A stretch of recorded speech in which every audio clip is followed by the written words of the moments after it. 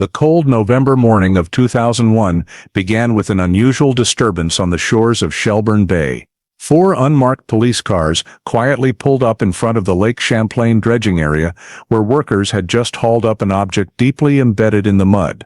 Residents around the bay gently parted their curtains to watch as forensic officers in protective suits quickly cordoned off the scene. A few steps away, the 62-year-old dredging crew chief was recording the morning's work parameters, a job he had done for nearly 3 decades, so familiar that he rarely looked up at any alert around the lake. The radio crackled urgently at 7:12 a.m. Shelburne unit, we have a possible connection to the 1954 Harroway disappearance. Officers later described the old man's hand trembling slightly as he set down his coffee cup, yet his face remained strangely calm, as if he had been waiting for this moment for nearly half a century. Before diving deeper into the story, don't forget to subscribe to the channel and hit the notification bell so you don't miss the latest cases. Shelburne, Vermont in late November 1954 was a small town surrounded by maple forests and the waters of Lake Champlain, always shrouded in mist as temperatures began to drop sharply. In the lakeside area, a few miles from the town center, Tom Harroway, 56, a former probation officer from Windsor County, and his wife Jackie Harroway, 47, lived in a simple but sturdy wooden cabin they had maintained for many years. Tom was known as a disciplined man, accustomed to administrative procedures and a life close to nature, while Jackie handled most of the household duties, living modestly, quietly, and maintaining moderate social ties within the Shelburne community. Early in November, the couple began preparing to sell the cabin and move to Burlington to be closer to their son, who was expecting their first grandchild. The relocation was seen as a major life change, and they had scheduled viewings of the cabin with interested real estate parties. On November 12, 1954, in the early afternoon, 3 strangers arrived in a pickup truck at the cabin area. They introduced themselves as a group interested in purchasing the property and requested a detailed inspection to move forward with a potential deal. Their arrival was noted around early afternoon, when normal activity around the cabin was still ongoing. The group stayed inside the cabin long enough to examine the structure, inquire about the square footage, year built, and legal status, then left before nightfall. From the trail leading to the lake, neighbors occasionally saw the cabin lights on at night, as usual, with no obvious disturbances immediately after the 3 strangers departed. However, the following morning, the unusual silence around the cabin began to concern the Harroway family. There was no activity in the yard, no sounds coming from inside the house, and no sign that Tom or Jackie had left in the morning, as they normally would. The family tried contacting them multiple times but received no response, forcing them to go directly to the cabin to check. Upon approaching the house, the interior was completely silent. No one was present, and there were no signs that Tom and Jackie had left according to any plan or were occupied with some unexpected task. The fact that both had vanished without any message, without contact, and continuing well into midday, made the family realize this was no longer a normal delay that could explain itself. After a brief discussion, they reached the decision they had previously tried to avoid: officially report the disappearance to the Shelburne police. Early that afternoon, the Shelburne police chief received the report when the Harroway family presented a summary of events, emphasizing the unusual nature of both Tom and Jackie being simultaneously absent and completely unresponsive to any form of contact. The intake was handled according to standard procedure for a missing adult case, creating an initial file, verifying identities, and recording information related to the victim's most recent activities. The on-duty investigator determined the last time the family had contact with Tom and Jackie, while noting that the last confirmed sighting was on the afternoon of November 12, when they received the 3 strangers for a cabin viewing. The family provided everything they knew about the previous week's schedule: preparations to sell the cabin, plans to move to Burlington, the health status of both, and their daily routines, including Tom usually going out to the yard early to check the trail and Jackie preparing breakfast at a fixed time. During information collection, the family also gave detailed information about the three strangers who came to view the cabin. A man around 30 years old who introduced himself as Skylar Reed, a younger man accompanying him, and a middle-aged man who may have been assisting with the structural inspection. The family could only provide basic physical descriptions and had no official registration information from the group. Police recorded all descriptions, including the type of truck the strangers used, their arrival time, departure time, and the likely route they took. After completing the family interview, police conducted a preliminary verification of all administrative information related to Tom and Jackie Harroway. Checks included cross-referencing residence records, confirming the cabin's legal status, reviewing social security numbers, personal vehicle registrations, and checking statewide medical data to rule out the possibility that the two were receiving treatment at a hospital or other care facility. The verification results showed no administrative, financial, or medical activity after the time of disappearance, and there were no signs indicating that Tom and Jackie had left Shelburne intentionally or according to any plan. Based on this, the Shelburne police moved to the next operational step, conducting an immediate preliminary inspection of the cabin that same day to directly assess the victim's living space and determine whether the environment showed any signs of abnormality before the disappearance was reported. The cabin area was isolated from the town center, surrounded by dense maple forest and a dirt trail leading to the shore of Lake Champlain, so the inspection team approached the scene cautiously to avoid disturbing potential evidence. Upon stopping at the edge of the trail, the investigators noted the overall structure of the cabin from outside, a single-story wooden house with a sloped roof, small windows, and a wooden porch running along the front.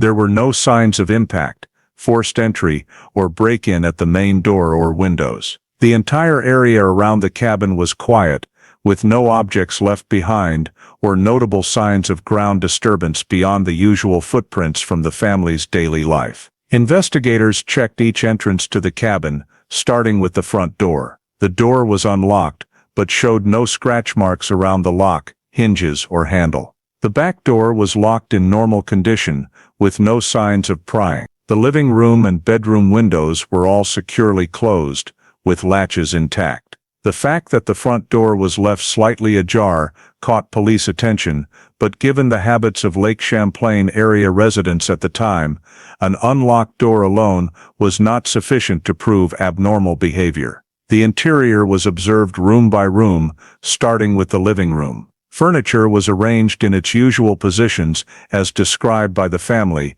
with no items broken or displaced. The kitchen still contained cooking utensils, hanging towels, and small items like spice containers in place. The bedroom of Tom and Jackie was checked next, bedding neatly folded, belongings in their proper places, with no signs of hasty packing or nighttime departure. Wardrobes were still full of winter clothing, with no missing items according to the family's list. The small study area at the back of the cabin, where Tom kept personal documents, was also thoroughly inspected. Drawers revealed personal files, cabin ownership papers, and bank documents, all neatly in their storage positions. No documents were partially removed, no envelopes torn, and no papers scattered. The entire interior showed a consistent level of order, with no indication of conflict, struggle, or major disturbance. After surveying the interior, the team continued assessing the exterior area of the cabin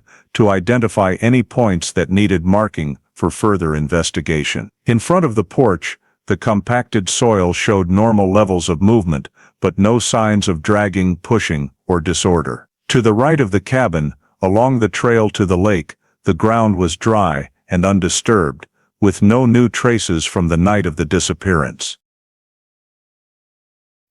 Behind the cabin, the woodpile area and small shed were checked to see if anything had been unusually moved, but everything matched the family's description of prior order. Inspection of the house frame and adjacent ground showed no holes, strange marks, or signs of nighttime approach through blind spots. During the survey, investigators noted and marked several areas for follow-up, including the trail to the lake that Tom commonly used daily, the area immediately by the front door where it was found slightly ajar, and a small patch of ground behind the cabin near the woodpile. However, at that point, these locations did not provide sufficiently clear evidence to be considered a legally significant crime scene.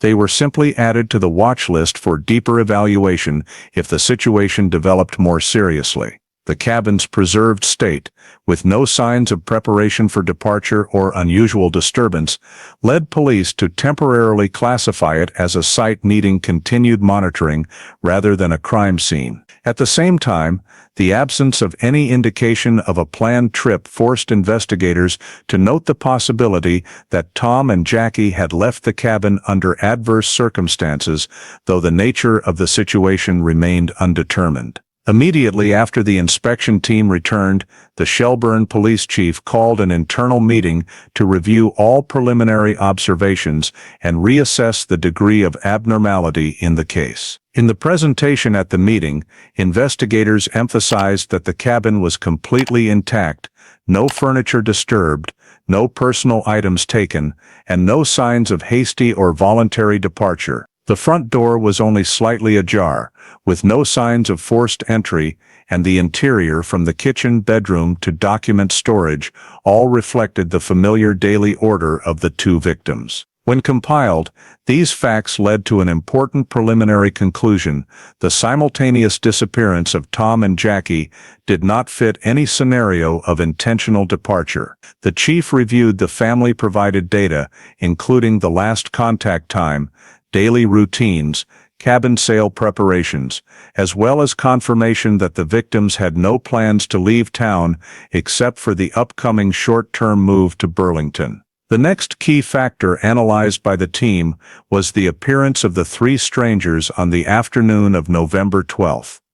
These were the only known individuals to have approached the cabin immediately before the disappearance. No one in the family had reliable information about their identities beyond the introduced name, general appearance, and the vehicle they used. The chief marked this factor as a priority verification point during the meeting. Based on the scene assessment, the victim's last known activities, and the suddenness of the disappearance, the chief concluded that the situation had far exceeded the scope of a simple missing persons case. The unexplained absence of two healthy adults, combined with the intact cabin and lack of signs of departure, was classified as high-risk data, sufficient to transfer the case to formal investigation status. The chief signed the document changing the file status from under review to active investigation, initiating the process of mobilizing necessary resources for deeper operational steps. This status change meant the disappearance would now be handled under procedures equivalent to a potential criminal event, even though no direct evidence existed at that time. After the file was upgraded, the chief directed the creation of a prioritized list of operational steps. The first group involved deploying an expanded search, extending beyond the cabin area to check the forest edges, trails, and access points around Lake Champlain. The second group focused on strengthening family and neighbor statements, reconfirming the timeline of the night in question to eliminate information discrepancies. The third group initiated procedures to verify the identity and origin of the three strangers who viewed the cabin, checking vehicle registration, tracing routes and searching for administrative records, matching the name Skylar Reed and his two companions. The list also included steps to review hospital records, train stations, bus depots and transportation routes out of Shelburne to determine whether the victims had left the area via normal travel patterns. When the meeting concluded, the chief summarized that the data collected up to that point did not fit any scenario of voluntary departure and clearly reflected an abnormal absence. On this basis, he requested all relevant units to launch the investigation with high priority, stressing the importance of the early hours to minimize the risk of losing leads and to preserve remaining scene evidence. Investigators left the meeting with specific task assignments while preparing to shift from initial assessment to planned field operations. Immediately after the file was officially transferred to investigation status, search teams were deployed with a focus on the area near the cabin. Per the chief's directive, the initial search perimeter was established based on the surrounding terrain, including the open ground in front of the cabin, the trail leading down to the Lake Champlain shore, the narrow strip of land behind near the wood storage area, and the maple forest surrounding the remaining 3 sides of the cabin. This range was determined to be close enough to capture any possible movement traces that might appear when the 2 victims left the cabin, or when someone approached it on the night in question. The search team was divided into 3 main groups, each responsible for one area to minimize overlap and ensure no evidence was missed.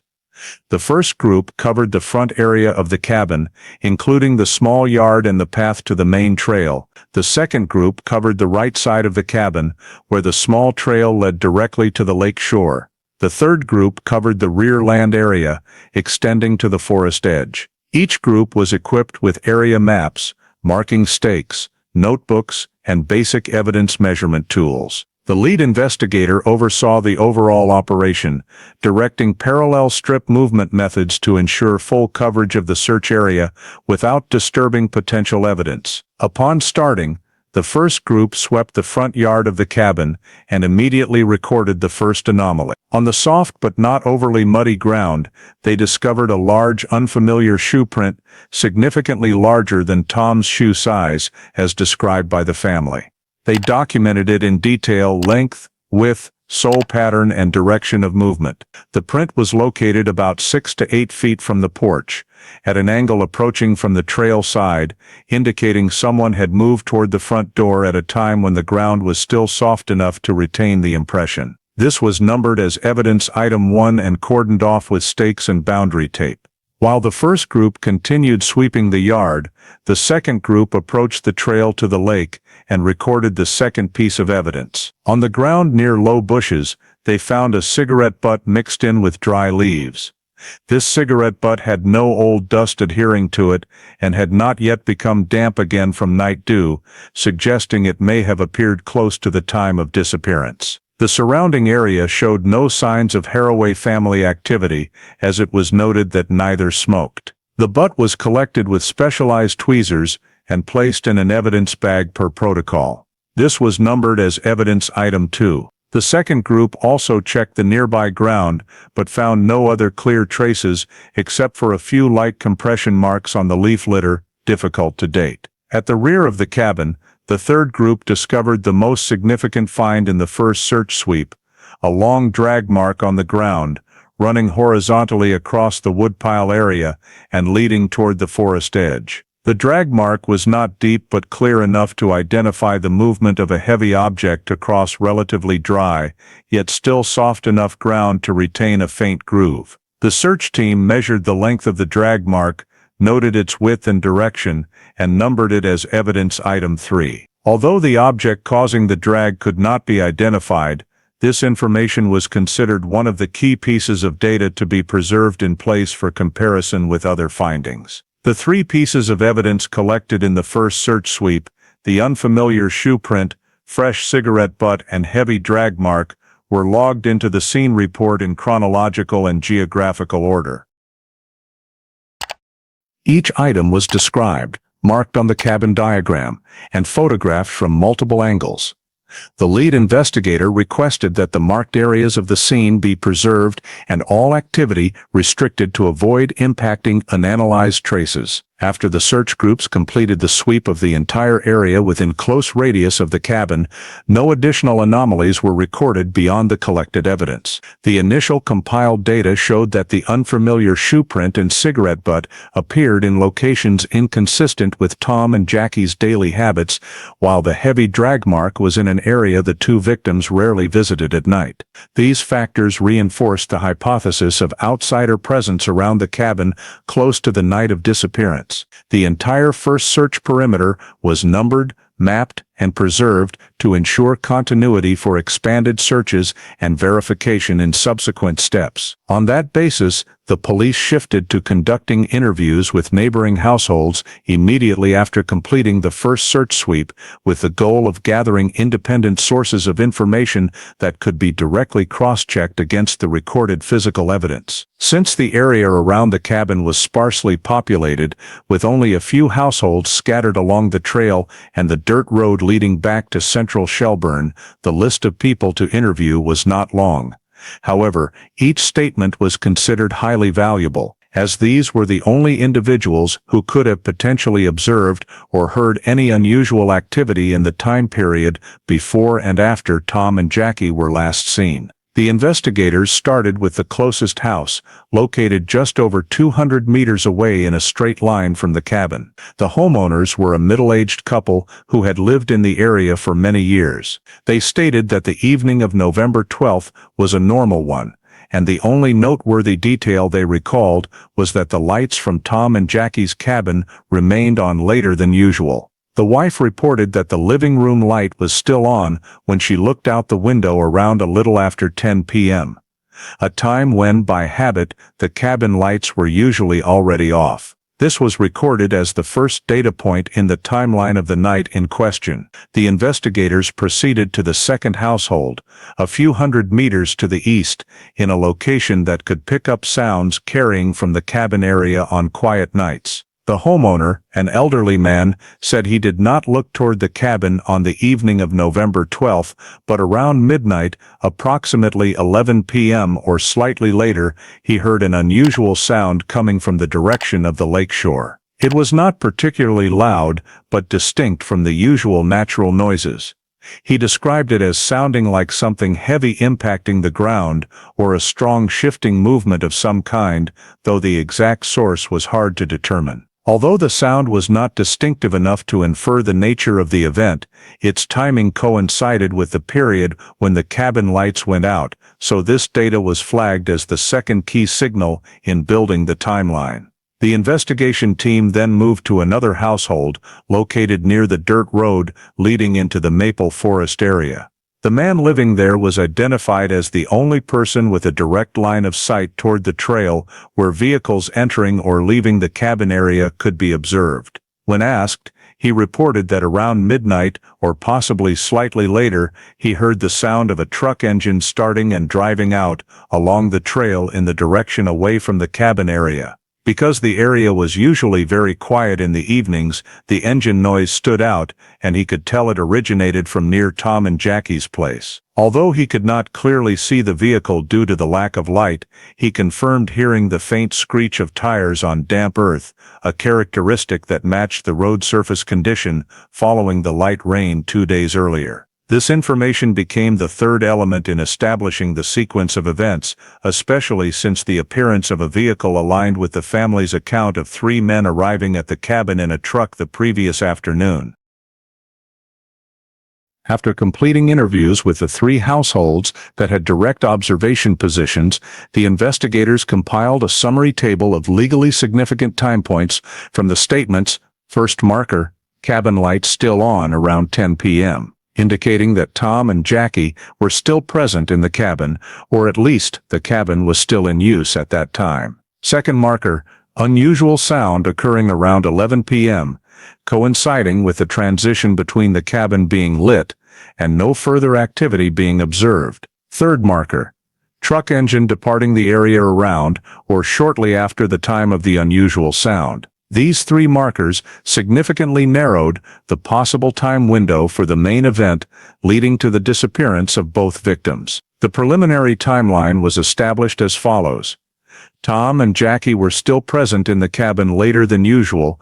Unusual interactions or activity occurred around the cabin area near 11 p.m., and a truck left the area shortly thereafter. Although the specific nature of the events could not yet be determined, establishing this sequence played a critical role in guiding the next steps of the investigation. All data was meticulously recorded in the case file, standardized according to each household's clock time, and including estimated margins of error in the statements for future cross-referencing. With a basic time frame for the night of November 12th established, the investigation team had a foundation to narrow the scope of analysis and focus on identifying who was present around the cabin during this critical period. On that foundation, the police shifted their focus to the remaining decisive element from the initial information, the three men who had visited the cabin that same afternoon. These were the last individuals confirmed to have had direct contact with Tom and Jackie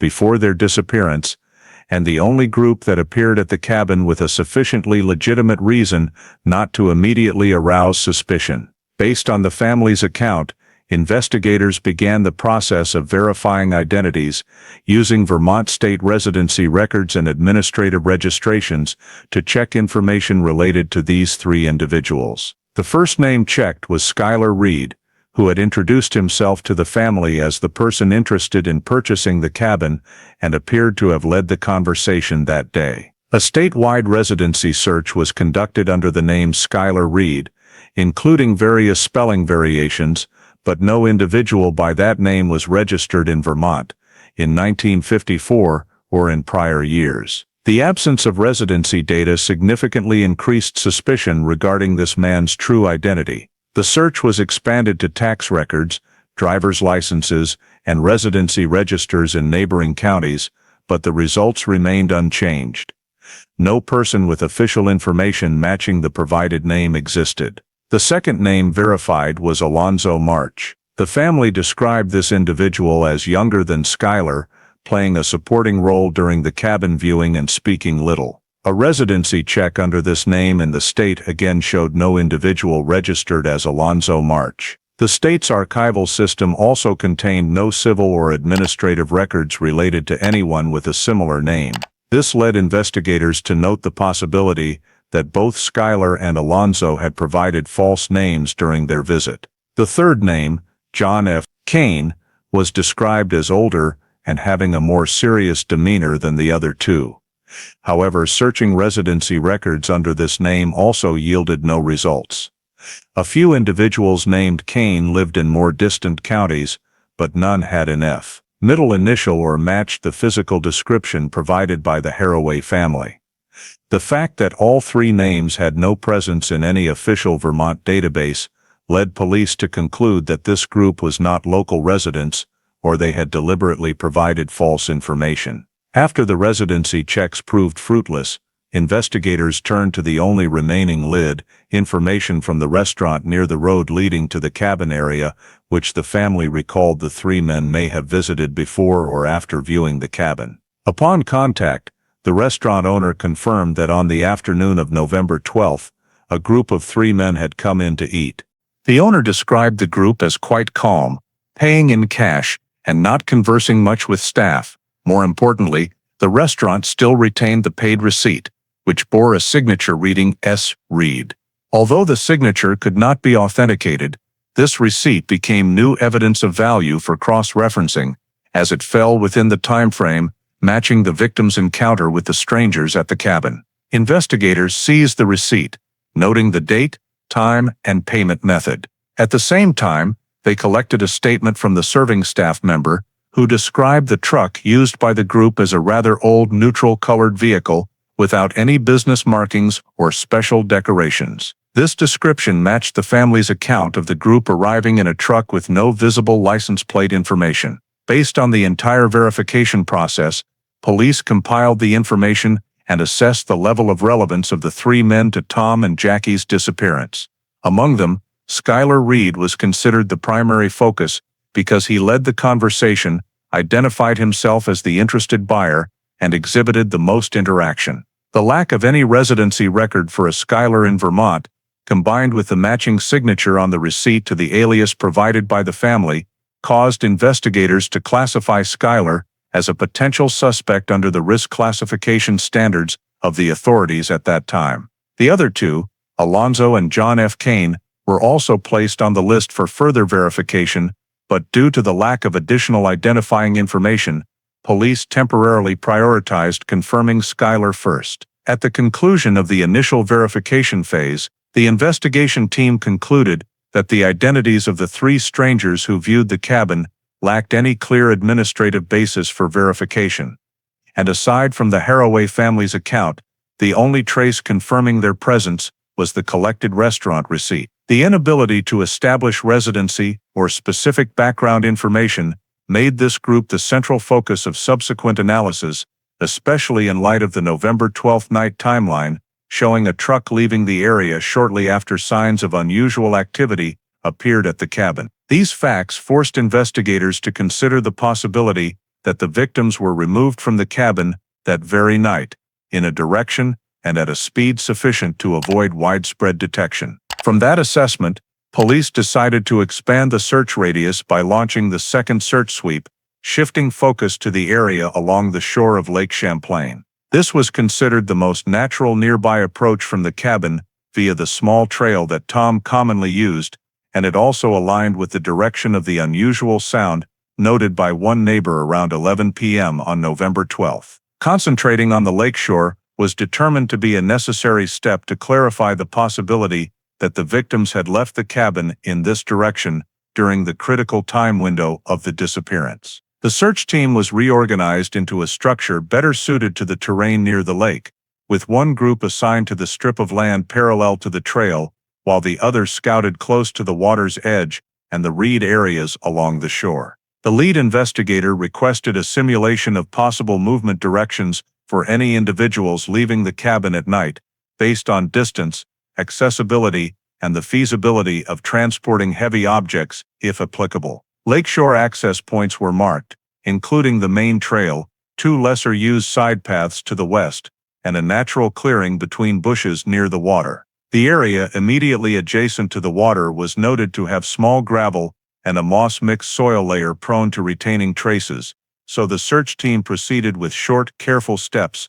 to minimize creating new impressions. During the search, the first group found no signs of major movement or dragging of heavy objects in the area connecting the trail to the first 20 feet of lakeside land. However, the group near the water's edge focused attention on an object floating slowly with the current, caught against the protruding roots of a maple tree right at the lake's edge. Upon closer approach, they identified it as a small piece of dark-colored wool fabric, frayed at the edges and soaked with water. Based on its waterlogged condition and position, the search team concluded that the fabric had not been on shore for long and had likely drifted from deeper water in a relatively short time before discovery.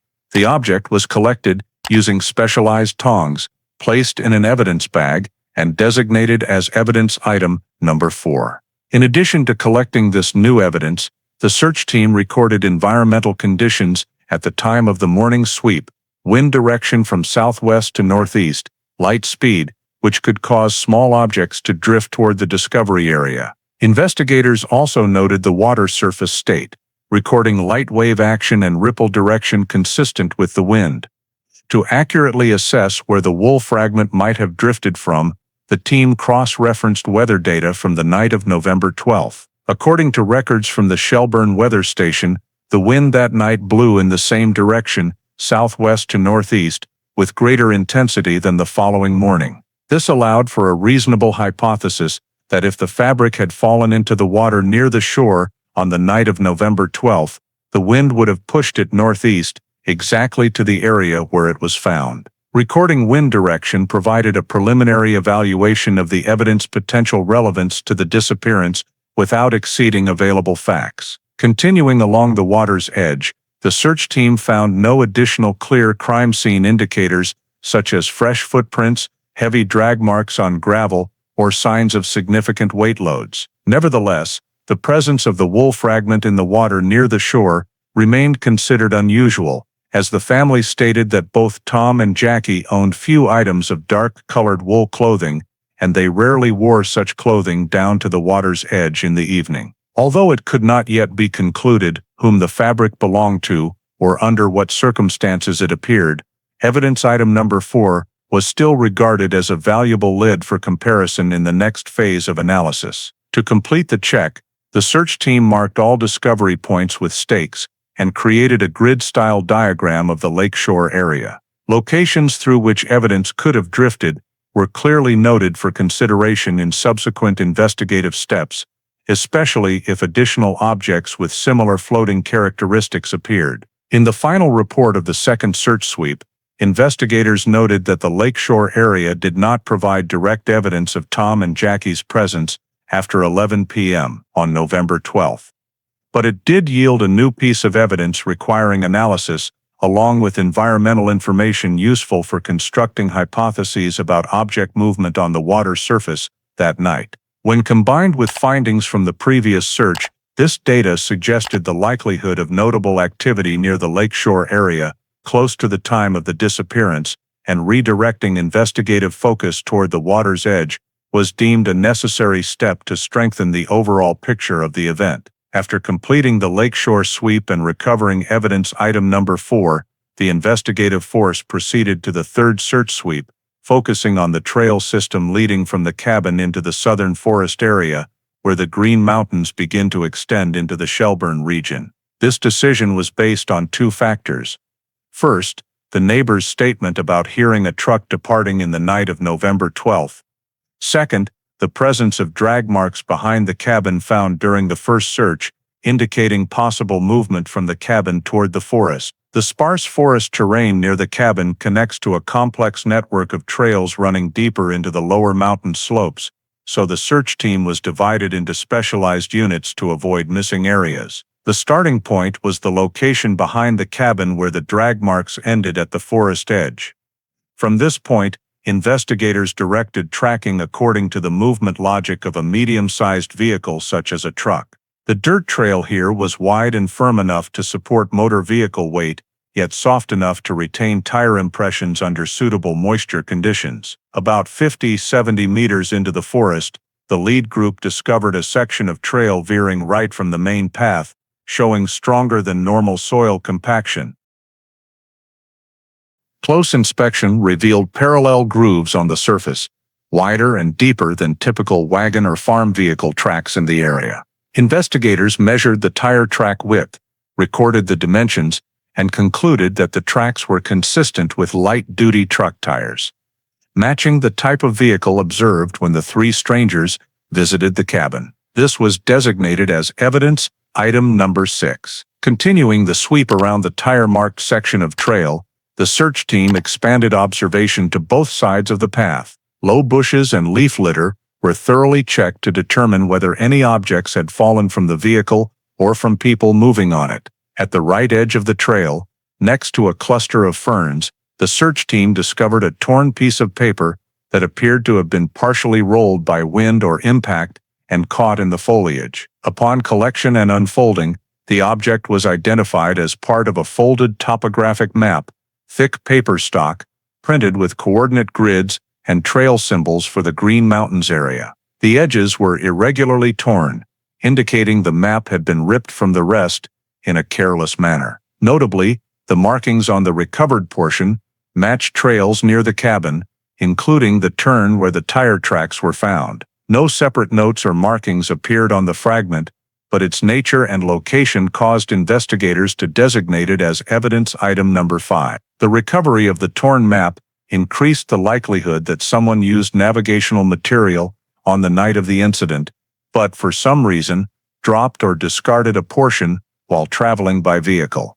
With two new pieces of evidence, the large tire tracks and the torn map, the search team expanded the search radius based on the direction of the tire tracks. The trail showed the vehicle had proceeded southwest, leading into deeper forest, where the terrain was not overly steep, but dense enough to conceal a truck if brought in at night. The entire area was marked with reflective stakes, starting from the forest edge behind the cabin, following the tire-imprinted trail section, and extending to the map discovery location. The purpose of this marking was to create a clear visual guide for re-examination or cross-matching with other data in subsequent investigation phases. While sweeping deeper into the forest, the search team did not immediately find additional specific objects, but several terrain indicators suggested a vehicle may have passed through this section under moist ground conditions following the light rain. Compressed leaf litter formed continuous patches extending about 25 meters along the second trail segment, creating an indirect chain of signs of truck movement, though less clear than the initial tire tracks. Investigators recorded all these indicators on the master diagram, classifying the southwestern forest area from the cabin as an expanded suspect area, a zone requiring closer monitoring due to evidence of vehicle activity near the time of the disappearance. The expansion of the suspect area was based not only on physical evidence, but also on plausible route logic. If the three strangers left the cabin at night, they would most likely have chosen the trail to avoid being seen from the main road, especially in the sparsely populated area south of the Harroway cabin. With the recovery of the torn map and large tire tracks, the third search sweep concluded with significant results, confirmation of a vehicle's movement into the forest, and the possibility that those on board had planned navigation using a regional map. These were new elements, distinct from prior evidence, and provided the basis for investigators to conclude that the events leading to Tom and Jackie's disappearance were not limited to the cabin or lakeshore area, but likely extended into the Green Mountains forest during the night of November 12th. After completing the first 3 search rounds and collecting a total of 6 discrete pieces of evidence, the investigative team moved to the evidence analysis phase to determine whether the collected traces provided any direct leads related to the disappearance of Tom and Jackie. All evidence was brought to the Shelburne police station for manual comparison under the technical conditions of 1954, which lacked modern forensic technology, so the analysis focused on observation, comparison, and elimination based on physical characteristics. The first step in the analysis process was to compare the shoe prints found in front of the cabin with the shoes of Tom and Jackie. The family provided all the footwear the couple commonly wore, including Tom's winter leather shoes and Jackie's high-top boots. The recovered shoe prints were at least half an inch larger in length and wider in the ball of the foot area than Tom's shoes, and the sole pattern did not match any footwear present in the cabin at all. The family confirmed that Tom did not own shoes with that type of sole, and that Jackie absolutely did not wear shoes of such a large size. Investigators recorded this as a third-party shoe print, confirming that an outsider had approached the cabin at a time close to the disappearance, but there was insufficient information to identify who it belonged to. Next, the cigarette butts collected from the lakeside trail were examined. The butts were placed on white paper to observe the paper wrapping, filter tip, and remaining tobacco portion. No special markings were present on the filter, nor were there any distinctive features that could trace back to a specific cigarette brand. This type of cigarette was widely common in Vermont at the time, and not associated with any particular demographic or group. The family confirmed that neither Tom nor Jackie smoked, so the cigarette butts were traces left by an outsider, but they provided no valuable identifying data. This evidence could only establish that another individual had been near the cabin, but it offered no specific information about identity or purpose. Regarding the piece of wool fabric found at the water's edge, investigators compared it with Jackie's clothing based on the family's description and information about the attire she was seen wearing in the days leading up to the disappearance. Jackie was said to own very few wool garments, mainly scarves, light coats, and wool hats for colder weather, but these items were all in brighter colors and had completely different patterns from the discovered fabric fragment. An inspection of items in the cabin showed no clothing that was torn or missing. Investigators concluded that the fabric piece did not belong to Jackie and was most likely not Tom's either, considering the material and color characteristics. This reinforced the hypothesis of a third party's presence in the lakeside area shortly before or during the time of the disappearance. But like the previous 2 pieces of evidence, it provided no basis for identifying that person. The torn map and large tire tracks, evidence items 5 and 6, were analyzed for any connection to the remaining traces, but the map had no personal notes or markings, being merely a small portion of a standard Green Mountains terrain map. The tire tracks, although sized to match a light truck, lacked a sufficiently clear tread pattern for comparison to any specific vehicle. When synthesizing all the evidence, the police concluded that although there were 3 significant indicators of a third party's presence and the possible transport of heavy objects, the shoe prints, cigarette butts, and drag marks, none of the evidence directly linked to the identity of the three strangers who came to view the cabin. Evidence items 4 and 5, the wool fabric fragment and the torn map, though recent and found in relevant areas, could not be connected to the victims or the group of strangers. In overall assessment, the evidence analysis phase revealed unusual elements in the case, but did not provide any specific direction for solving it. The current evidence only proved that a third party was present in the cabin and lakeside area around the night of the disappearance, and that a vehicle may have left via the forest road, but it still failed to produce a solid hypothesis regarding motive or sequence of events. The lack of strong connections between the pieces of evidence meant that the case file had not yet identified a primary investigative focus, making it difficult to construct a model of what happened after the disappearance. After the evidence analysis yielded no clear direction, the investigative team shifted focus to evaluating factors related to the possibility that the victims had voluntarily left the area, with a financial investigation considered a necessary step to rule out scenarios of deliberate departure. Investigators approached the bank where Tom and Jackie had maintained accounts for many years and requested complete transaction statements for the 3 months leading up to the disappearance.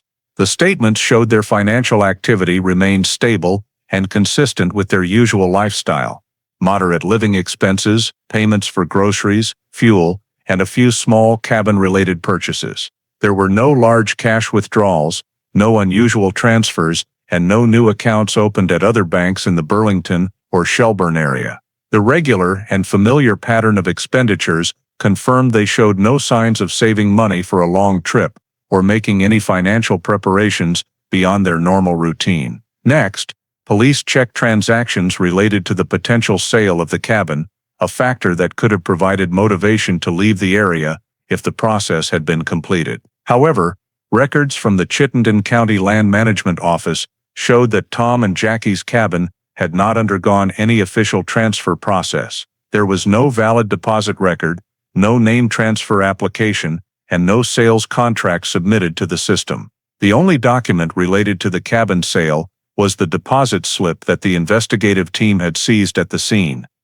But this document had no legal value, and as previously preliminarily analyzed, the signature did not match Tom's signature on other administrative documents. This proved that the cabin sale transaction had not been carried out, and there was no indication the victims were preparing to leave Shelburne in the context of a real estate transfer. To further assess the possibility that the victims were preparing a private trip or leaving Vermont without informing family, investigators examined all the most recent personal expense receipts found at the cabin and in bank records. The list of receipts included weekly grocery purchases, fuel bills for Tom's small truck, minor repair bills from the local hardware store, and a receipt for household items for the cabin. There were no receipts related to hotel bookings, train tickets, long-distance bus tickets, or any expenses indicating preparation to leave town. The most recent noteworthy receipt was a fuel bill dated 2 days before the disappearance, suggesting Tom intended to continue normal activities or travel only within the town area, not undertake a long trip. The complete absence of any expenditures or transactions indicating preparation to leave Vermont became a key argument in ruling out the voluntary departure scenario, a hypothesis police were required to consider before shifting to more serious investigative angles. To further strengthen the analysis, police checked the cabin's electricity, water, and service bills. Results showed Tom and Jackie continued to pay on schedule, with no actions to reduce or terminate services, behavior typically seen when a household is preparing to move. The electricity bill for that month had even been paid 2 days early, indicating they maintained regular routines right up to the time of disappearance. The investigative team also reviewed vehicle registration information. Tom's small truck remained at the cabin with no signs of use on the night of the incident, consistent with the search team's observation that the vehicle was still in its original position in the yard. This reinforced the assessment that if they left the cabin, they did not leave in their own vehicle. Finally, to rule out the possibility that Tom or Jackie had taken out new loans, incurred unusual debts, or engaged in secret transactions, that forced them to leave the area quietly. Investigators checked credit and bank debt records. There were no new loans, no sudden withdrawal requests, and no special notes from the bank. Both individuals' finances remained stable with no disputes or debts that could have created pressure. After compiling all financial data, police concluded there was no evidence whatsoever that Tom and Jackie were preparing to leave Vermont in any form, whether for personal reasons, travel plans, or long-term relocation. Stable banking activity, an unprogressed cabin transaction, unchanged spending patterns, the vehicle remaining at home, and regular payment of household bills all indicated they were continuing their everyday lives right up until the disappearance. With these findings, the possibility of voluntary departure was completely ruled out within the scope of financial analysis, while simultaneously strengthening the conclusion that their disappearance could not be explained by any proactive departure model based on verified financial behavior. Although the financial investigation completely ruled out the possibility that Tom and Jackie voluntarily left Vermont, the investigative team still had to examine all documents related to the cabin sale process to assess whether any element of the transaction could have contributed to their unusual disappearance. Among the papers found at the cabin, the deposit slip provided by the three strangers on the afternoon of November 12th was the only document directly related to outsiders and the only one not part of Tom's previously stored records. Investigators seized this document following proper evidence, sealing procedures, and brought it to the station for detailed evaluation. The deposit slip was a simple handwritten form without certification from any legal entity. It included the name Skylar Reed, a small deposit amount, a description of the cabin, and a signature purportedly belonging to Tom Harroway. The informal and non-standard nature of the document, compared to Vermont real estate transaction norms at the time, led investigators to consider it in need of thorough scrutiny. The first step in the evaluation was to compare the signature on the deposit slip with Tom's signature on other legal documents. The Harroway family provided police with several original administrative and financial documents bearing Tom's genuine signature, including cabin registration papers from years earlier, driver's license, some bank statements, and tax records. All of these documents showed consistent signature characteristics in slant, stroke length, connecting habits, and the distinctive shape of the initial character group in his name. Investigators placed copies of these signatures next to the one on the deposit slip for comparison. Upon direct comparison, several anomalies immediately became apparent. First was the slant. Tom's genuine signatures on official documents tended to slant slightly to the right with fluid, rapid strokes, while the signature on the deposit slip was straighter and showed interrupted strokes. Second was pen pressure. Tom's real signatures typically had consistent density, especially clear in the initial characters, but the deposit slip signature had uneven pressure, with some portions abnormally faint, as if written by someone unfamiliar with the character forms. Third was letter structure. In genuine signatures, Tom characteristically wrote the T with a high, slightly curved crossbar, whereas the deposit slip version had a shorter, lower crossbar inconsistent with his other samples. Additionally, the writing of the H in Harroway showed clear differences. Genuine documents featured a stronger left vertical stroke, while the deposit slip H had even strokes on both sides, a style more typical of someone else rather than the owner's long-established signature. Investigators meticulously recorded all these differences, accompanied by comparison images for the case file. Continuing the evaluation, police examined Tom's handwriting habits through various handwritten notes found in the cabin, shopping lists, repair notes, and a few family task memos. Although Tom wrote quickly and not extensively, the notes still displayed fixed characteristics reflecting his hand movement habits. When compared with the handwriting on the deposit slip, the differences became even more pronounced. The deposit slip handwriting was rounder, slower, and used connecting styles unlike any of Tom's documents. This reinforced suspicion that not only the signature, but the entire written portion of the deposit slip may not have been written by the victim. Another notable point was the appearance of the deposit slip. If legitimate, Tom and Jackie would have stored it with their other transaction documents. However, it was found mixed in with unrelated papers, lying loosely on the desk.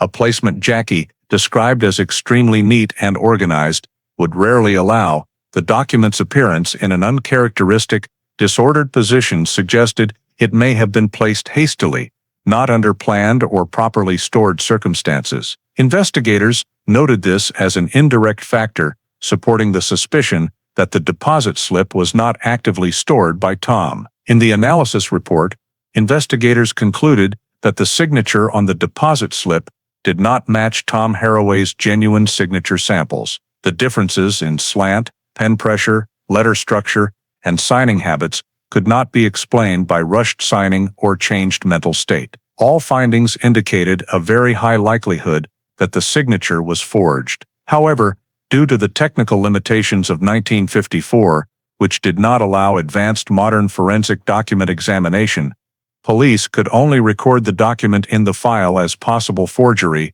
a significant suspicion, but not yet a legal conclusion. Although not sufficient to prove criminal activity, the strong likelihood that the deposit slip was forged represented a major step forward in establishing that the cabin sale transaction with the three strangers did not occur legitimately, and that this group had provided false information to the victims during their only known contact.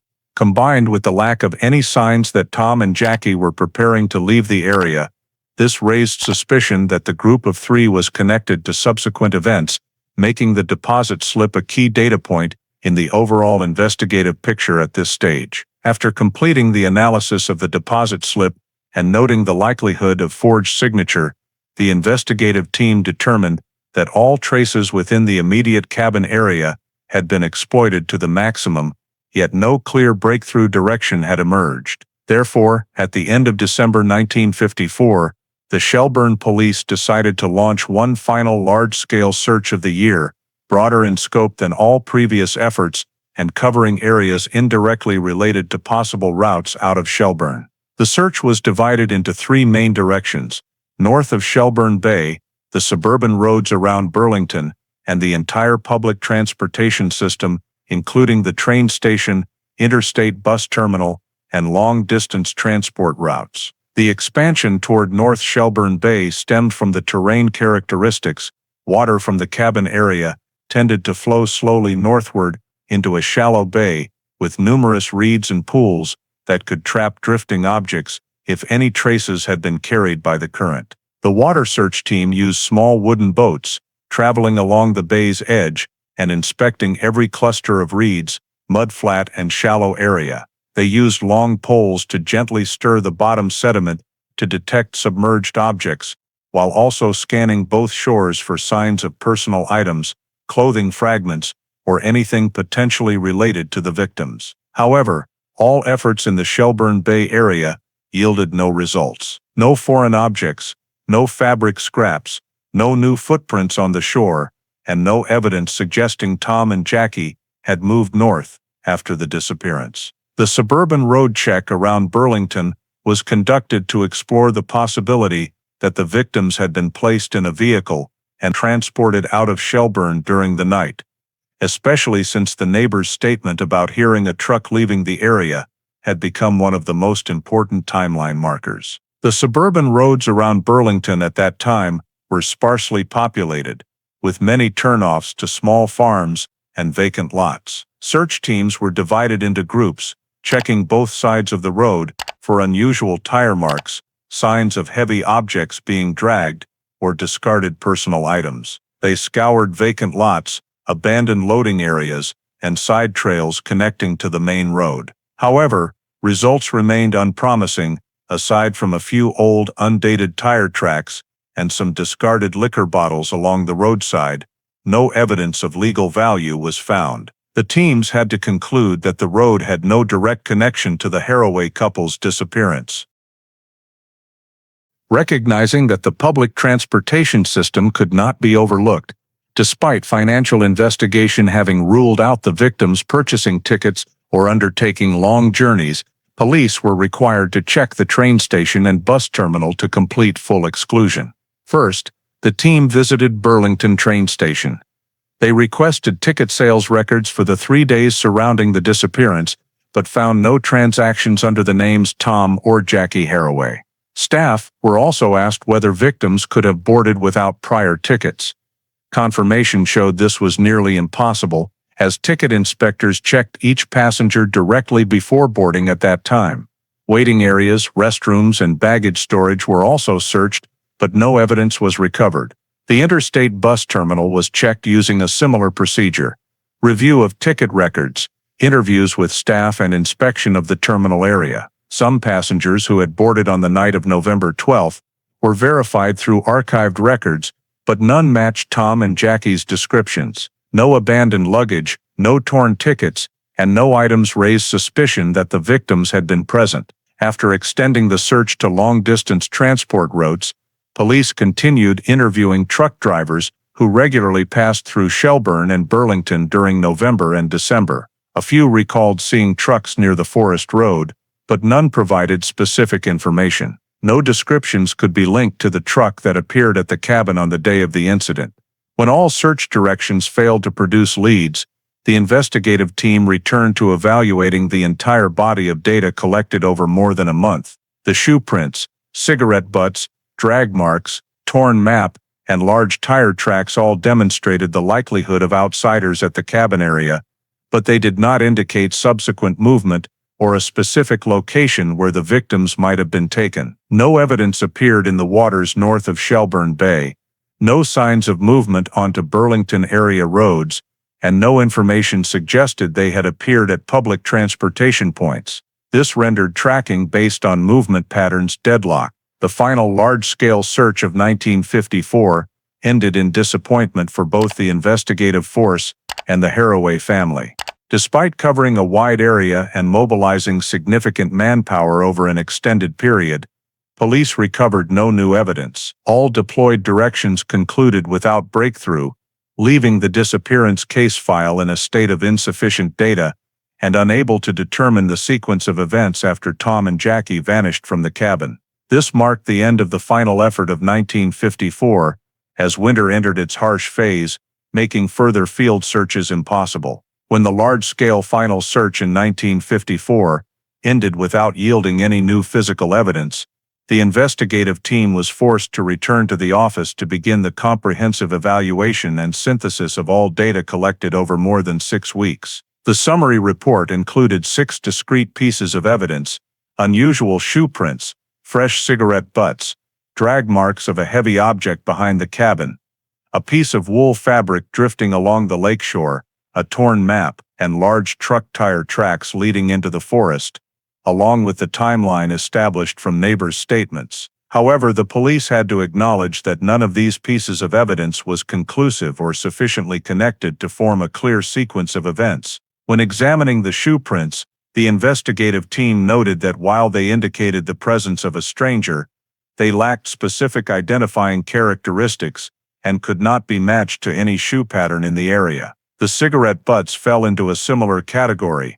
They proved someone had stood smoking near the lakeside trail, but could not establish whether this person was connected to the disappearance or was simply a passerby. The drag marks of a heavy object, considered the most promising evidence in the early stages, failed to clearly reveal their origin, final direction, or the object that caused them. Due to the lack of advanced analytical tools, the police could not estimate the approximate weight of the dragged object, nor could they rule out the possibility that the marks resulted from some routine activity that occurred before the time of the disappearance. Regarding the piece of wool fabric, although it was found in the lakeshore area, considered sensitive because wind and water could carry traces. Material examination showed it did not belong to any clothing owned by Jackie or Tom. This placed it in the category of peripheral evidence, possibly related, but equally possibly entirely coincidental. The torn map, despite being the most unusual item in terms of context, provided no specific information about its owner or intended use. The torn portion had no special markings, no handwritten notes, and was merely a small section detached from a standard Green Mountains map, the kind many people in the region used. The large truck tire tracks leading into the forest faced similar limitations. They lacked sufficiently clear tread patterns to identify the vehicle type, showed no oil leaks, and had no associated dropped objects, such as bolts or metal fragments. All of these factors led to the conclusion that the 1954 evidence was not legally strong enough to identify any specific suspect. When conducting the preliminary assessment according to 1950s investigative standards, the police chief and lead investigator had to follow the regulations of that era regarding case classification. Despite the unusual disappearance of two adults, the absence of direct evidence of a crime prevented the case from being reclassified as a criminal investigation. According to Vermont standards at the time, a missing persons file could only be upgraded to a criminal investigation if one of three elements was present: clear signs of assault, eyewitnesses to coercive behavior, or evidence proving the victims faced specific danger. In the case of Tom and Jackie, none of these thresholds were met. The cabin showed no signs of struggle, no bloodstains, no destroyed furniture, neighbors only reported unidentified noises, and all collected evidence failed to demonstrate the dangerous nature of the incident. Thus, under the 1954 evaluation framework, the official likelihood of foul play was assessed as low, not because the case lacked signs of irregularity, but because there was insufficient direct evidence to surpass the legal standards of the time. This was one of the key factors forcing investigators to weigh the continuation of an open-ended investigation against placing the case in a standby status, awaiting new data. At the final evaluation meeting, Shelburne Police Chief announced the official conclusion: the disappearance of Tom and Jackie Harroway would be reclassified as unresolved missing persons. This decision allowed for the temporary suspension of large-scale search operations while keeping the file open for monitoring, meaning any new tips from the public or newly discovered evidence would still be accepted in the future. All 1954 evidence was sealed and stored in the Chittenden County Evidence Warehouse, along with field reports, neighbor statements, and signature analysis from the deposit paperwork. The decision to temporarily close the case not only reflected the technological and procedural limitations of the era, but also marked the point at which the investigation could progress no further. The Harroway family was informed that the police would continue to maintain the file in active monitoring status, but no new searches or investigative actions would be undertaken until fresh evidence emerged. The disappearance case officially closed in 1954 in a state of complete deadlock, with all data pointing to the strong likelihood that something abnormal had occurred, yet insufficient evidence to determine what it was or who was responsible. At the time, no one knew that this unresolved missing persons file would become one of the longest-standing cases ever kept by Shelburne, and would remain dormant for many decades to come. From early 1955, shortly after the Tom and Jackie Harroway file was reclassified as unresolved missing persons, Shelburne police began receiving scattered reports from neighboring towns, mostly from people who believed they had seen someone resembling one of the two missing individuals. Since the file remained on the monitoring list, every report was recorded and subjected to minimal verification according to the standards of the time, even though the investigative team had significantly scaled back operations due to the lack of solid grounds for a formal expanded inquiry. The first report emerged in late spring 1955 from a gas station attendant in New Hampshire, who stated he had seen a couple resembling Tom and Jackie stop to refuel on the road leading into Littleton. The reporting party described the man as middle-aged, with gray hair and a thin build, rather common features. When questioned further, he only recalled that the man was driving an old dark-colored sedan, not the small pickup truck Tom typically used. Shelburne police contacted New Hampshire authorities to verify, but no additional data emerged beyond the single attendant's account. The area around the station also had no security cameras, as civilian recording systems did not exist at that time. After comparing identifying features, police concluded the report was unreliable because nothing matched known facts, particularly the fact that the vehicle described did not correspond to Tom's owned vehicle, which was still present at the cabin when the disappearance was discovered. By 1956, another report surfaced in Albany, New York. A woman claimed to have seen someone resembling Jackie in a small grocery store. She described the woman as petite, wearing a light green wool coat and appearing anxious. Albany police recorded the report and forwarded it to Shelburne. However, when the detailed description was compared, almost no similarities existed. Jackie did not own any light green coat, and according to family descriptions, she wore her long hair tied neatly, whereas the woman in the report had shoulder-length hair. Another factor that led police to dismiss this report was that the woman was later seen leaving the store with a local family, whom Albany police subsequently verified. They confirmed she was a relative visiting from Pennsylvania, eliminating any suspicion. During the period 1957-1958, 3 additional reports claimed that people had seen Tom wandering along the railroad tracks south of Burlington, but when police checked, no matching individuals were found. Each time, investigators had to compare the descriptions against the identification file. Height, build, distinctive features, such as the characteristic wrinkles around the eyes, and Tom's haircut style. However, these reports all contained vague or contradictory information. One described a white-haired man who limped, while another described a man walking quickly and vigorously. This indicated the person seen could have been almost anyone, with no clear matching characteristics to Tom.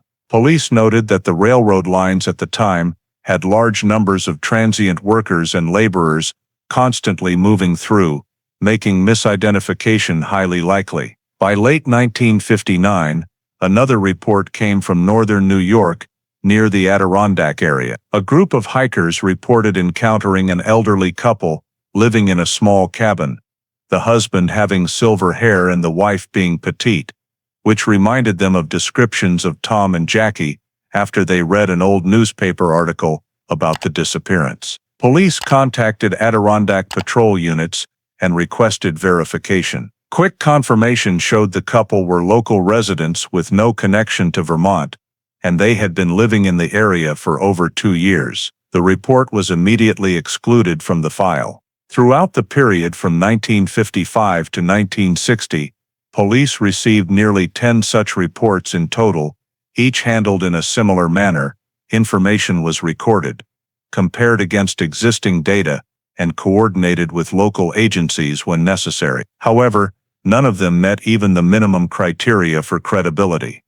Every report contained features that did not match the victim's appearance, behavior, or circumstances. No witness ever saw the two together in a plausible context. No description matched the clothing or items they had at the time of disappearance, and most importantly, no report explained how they could have left Shelburne when their personal vehicle remained intact at the cabin. These years recorded a clear pattern. Although members of the public repeatedly believed they had seen the two victims in various locations, all reports fell into the category of unsubstantiated. This prevented the file from being reopened and significantly diminished hope of tracing leads through eyewitnesses. Police noted in the record that throughout the entire 1955-1960 period, no new lead of any operational value emerged. The reports merely added volume to the file with misleading or unverifiable information, but brought investigators no closer to determining what had happened on the night of November 12, 1954. Since 1961, after nearly 7 years with no progress in the disappearance of Tom and Jackie Harroway, the case file began to attract the attention of an FBI analysis group following a new agent's review of unresolved missing persons cases in the Northeast, while stationed in Vermont. The case's long duration without any leads prompted the FBI to classify it as one requiring additional technical support, primarily focused on identification factors and individuals who had contact with the victims prior to their disappearance. Among those re-verified, the 3 men who visited the cabin, especially the one who introduced himself as Schuyler Reed, became the primary focus of evaluation, as they were the last individuals documented to have had direct interaction with the victims. However, at that point, Vermont State Police still had no real identities for any of the 3 strangers, and the name Schuyler Reed did not exist in Vermont residency records or federal civil records. This was the reason the FBI decided to expand the inquiry into military records, since, from the late 1940s to the early 1950s, a large number of adult-aged men had served in the military, and some used aliases or temporary identities upon discharge to avoid administrative entanglements. An FBI agent in Boston was assigned to review all military personnel records from 1946, 1954, for names similar to Schuyler Reed, or spelling variants such as Schuyler, Schuyler, Reed, and Reed. Initial search results found no exact matches, but the FBI identified one close correspondence, a Marine who served at Parris Island, named Schuyler R. Dean, born in 1927, discharged in 1953, after a series of internal disciplinary violations. Although not an exact match to the name given at the cabin, the similarity between Schuyler and Schuyler, combined with the middle initial R, potentially being misheard as Reed, led the FBI to consider this a case warranting deeper investigation. According to military records, Schuyler R. Dean had received 3 warnings for disruptive behavior in barracks, 2 documented instances of unauthorized absence from duty, and 1 placement under observation for involvement in the theft of military equipment. An internal 1952 report also noted his tendency to manipulate fellow soldiers' statements and his highly convincing ability to lie. Personnel files describe Dean's physical appearance as consistent with the description provided by the Harroway family of Schuyler Reed.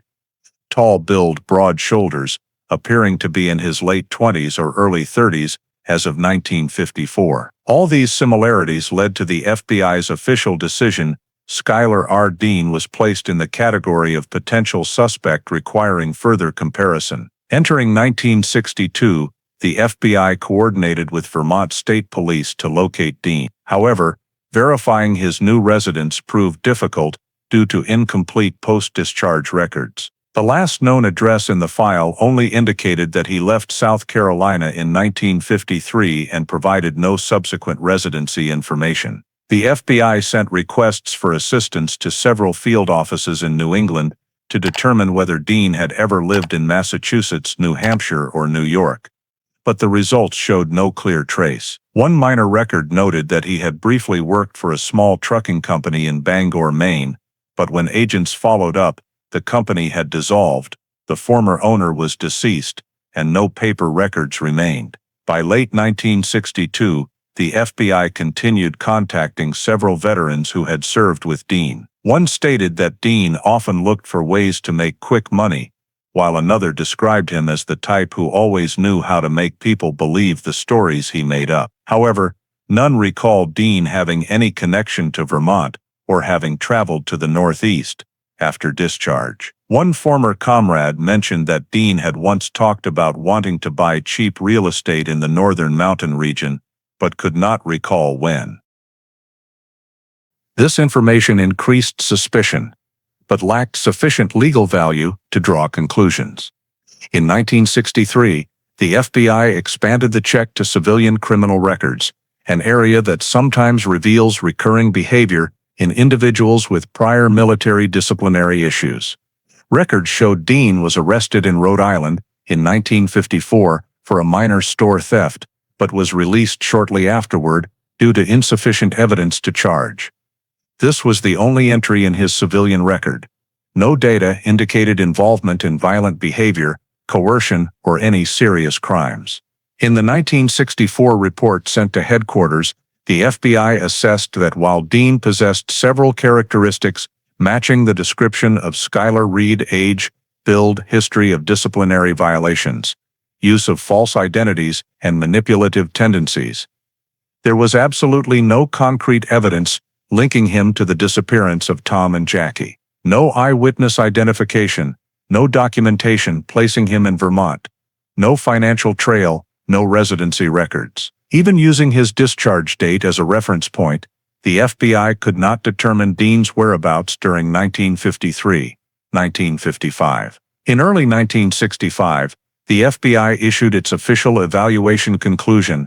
Dean was recorded as a reasonable suspect based on behavioral history, but there was insufficient evidence to continue investigation. Consequently, His name remained on the list of potential suspects, but no further pursuit actions were initiated. When the report was returned to the Shelburne police, the Harroway file retained its original status, unresolved missing persons. No new legal elements were added. The period 1961-1965 became an important archival support phase, but brought no breakthrough. The FBI affirmed it would continue to assist if new evidence emerged, but with the current data, the case remained stagnant. There were suspicions. There were persons of interest, but absolutely no evidence to conclude or expand the investigation. From early 1966, after the FBI concluded that Schuyler R. Dean could only be considered a potential suspect without any direct evidence linking him to the disappearance of Tom and Jackie Harroway, the case officially entered a completely dormant phase. The Shelburne police, after more than 11 years of maintaining the file in passive monitoring status, decided to transfer all materials to the cold case, long-term storage category, in accordance with Vermont state regulations at the time. This decision was not due to authorities neglecting the disappearance, but because all possible investigative avenues had been exhausted to the limit of law enforcement capabilities in the 1950s. 1960s. No new witnesses, no new physical evidence, no unusual financial data, and no credible reports from neighboring states. The file was hard-bound, renumbered, and stored in the Chittenden County Archives, alongside other unsolved missing persons cases. During 1966-1970, no request to reopen the investigation came from the family or state-level agencies. This was partly because Jackie's parents passed away during this period, and other relatives had moved out of Vermont. Tom's family, who had maintained contact with police in the early years after the incident, gradually accepted that there was no longer any basis to expect new developments. Moreover, the social context of Vermont in the late 1960s changed rapidly with the emergence of many new cases, dispersing law enforcement resources and attention, especially as more serious criminal cases began to rise across the Northeast region. Meanwhile, the cabin belonging to Tom and Jackie, the central focus of the entire 1954 file, began to deteriorate. The next owner purchased the cabin in the late 1950s, but lived there only briefly before selling it due to its remote location. By the mid-1960s, the cabin changed hands for the third time. With each change of ownership, the cabin's structure was repaired or renovated according to the new owner's needs. Windows were replaced, wooden floors repaired, interior walls repainted multiple times, and even the rear area near the forest entrance, once marked as the location where heavy drag marks were found, was leveled by the homeowner to build additional storage. These alterations completely destroyed the already fragile crime scene value from 1954. When the old investigative team reviewed scene photographs years later, they acknowledged that the cabin no longer retained any elements usable for reanalysis should a new investigation request arise. Additionally, the lakeside area along Lake Champlain had eroded and changed terrain over time, rendering comparison with the old condition meaningless. From 1970 to 1980, the Harroway file was almost never mentioned in Chittenden County Police internal meeting. The only additions to the file were brief notes stating no new tips, no new witnesses, and no arrests of any listed suspects for similar behavior. The FBI, after a one-time re-review of the file in 1972 during a federal missing persons assessment, also concluded there was no basis to expand the investigation.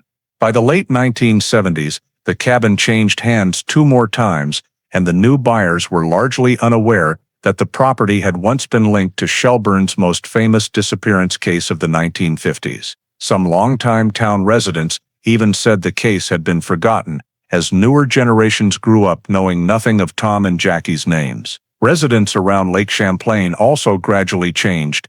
Land was sold, new houses built, trails rerouted in different directions, and the entire silence of 1954 was covered over by layers of time. By 1980, when the file was inventoried during a periodic review, police recorded a clear reality.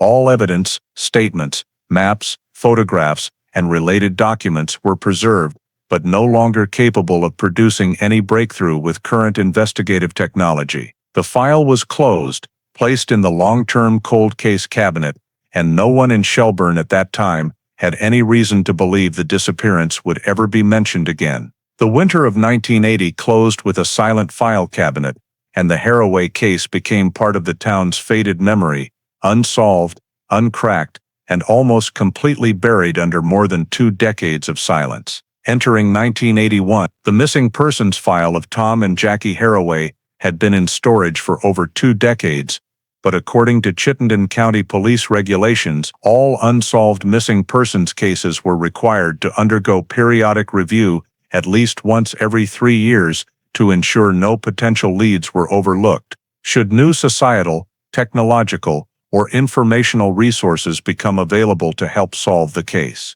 This periodic review process was not intended to formally restart an investigation, but primarily to update status and check for any elements that might justify reopening the file if new facts emerged. From 1981 through the early 1990s, several generations of young investigators first encountered the Harroway file while on duty in the cold case unit. They re-examined the 6 pieces of evidence collected in 1954: shoe prints, cigarette butts, heavy drag marks, a scrap of wool fabric, a torn map, and truck tire tracks. When reading the original scene reports, they encountered the same dead end as previous investigators. None of the evidence could identify the strangers, and there was no biometric data or distinctive trace sufficient for deeper analysis with the technology of the time. In the early 1980s, Vermont law enforcement began adopting more scientific storage methods, including electronic case numbering and basic digitization of descriptive information for easier retrieval. However, because the case was so old, with no DNA samples, poorly preserved fingerprints, no clear vehicles or personal items, the file, though entered into the new system, still had no capacity to generate a breakthrough. In 1983, a veteran investigator, after reviewing the entire file, noted that the disappearance lacked any legal foothold for continued investigation in any direction unless a body or evidence directly traceable to the victims is discovered. This assessment became the official evaluation basis for the next 15+ years. By the late 1980s, the cabin once owned by Tom and Jackie had undergone multiple renovations. The new owners began adding an extension on the south side, leaving even the original foundation without any remaining investigative value. One young investigator at the time visited the cabin for a review check, but upon personally seeing that the area where drag marks had been found and the path to the lake had been restructured into a backyard, he recorded that the site could no longer be used for any form of crime scene investigation. Similar notes were repeated numerous times in subsequent review years, indicating the cabin could no longer serve as a source of supplementary data. Throughout the 1990s, major advances in forensic technology began leading to the reopening of some cold cases across the United States. However, the Harroway file was not among them, as it lacked biological samples, objects capable of retaining fingerprints, blood, hair, fiber evidence containing DNA, or any vehicle to trace the origin of the map or shoe prints. This meant that investigators, despite wishing to apply more modern techniques, had no practical basis for analysis. In the mid-1990s, county police implemented a program to re-evaluate residual suspect lists from old missing persons cases. The original 3 suspects, Skylar Reed, Alonzo March, and John F. Kane, were rechecked, but all met the same impasse: no civil records, no residency history, no driver's licenses, and no official data to trace. In the new data system, these names existed only as names heard according to witness statements and could not be confirmed as real identities. The 1996 review report concluded that no new facts have emerged in the past 4 decades to determine whether these 3 men ever existed in legal records. Efforts to cross-reference information with neighboring states also yielded no results. New Hampshire, New York, and Massachusetts all responded that no individuals matching the names or descriptions of the 3 strangers had registered residency during late 1954, early 1955. By 1998, Vermont restructured its cold case management system and required each case to have a strategic assessment for future investigative potential. The Harroway file was thoroughly examined in this review. The assigned investigator noted that, although the case remained unsolved, the file structure was very well preserved, including scene photographs, neighbor statements, handwriting analysis reports, limited related maps, and all remaining physical evidence from 1954. However, he also noted that the file lacked a central element to enable investigative recovery due to the absence of bodies, physical evidence of crime, and new witnesses. The final 2000 assessment stated clearly, file status, not eligible for reopening, no new facts, continue storage. Nevertheless, the 2000 review also marked the first time the Harroway file was reclassified under more modern standards, placed in the category of capable of reopening if new physical evidence emerges in the future. This was a procedural but significant preparatory step, as it allowed the file to be moved into a form that could activate reinvestigation if new evidence, especially human remains or objects definitively linked to the victims, were discovered. Throughout the period 1981-2000, although no progress occurred in the disappearance, periodic reviews maintained the Harroway file's existence within the legal system, ensuring the case was not erased from institutional memory. It also laid the foundation for later decades to re-access the file with new methods, even though at the time, no one knew that this quiet preservation would become the key condition for a major turning point many years later. In early fall 2001, infrastructure maintenance work in the southern Champlain Lake area forced authorities to temporarily lower the water level to inspect the shoreline and remove long-accumulated mud. This event coincidentally became the biggest turning point in the Harroway case file since 1954. When the water receded more than 7 feet deeper than usual, a wide band of mud was exposed along the western shore of Shelburne Bay, an area that had been submerged for many decades. While operating an excavator to dredge, a work crew discovered an unusual object lodged in the thick mud, about 25 meters from the new waterline. It was an old, dark-colored oilcloth bag, larger than a typical tool bag, and showing signs of being tightly tied with rusted metal wire. The workers initially thought it was just discarded debris, but as soon as they tried to pull the bag out of the mud, they realized it had abnormal weight and an internal structure unlike any construction material or wood fragments commonly found during dredging. Recognizing the anomaly, the site foreman immediately halted operations and notified the Shelburne police. Within less than an hour, the discovery area was preliminarily cordoned off to prevent disturbance of the artifact's position. The on-duty detective, along with 2 patrol officers, arrived at the scene and confirmed that the oilcloth bag did not belong to any construction material and appeared to have been deposited in the water many years earlier.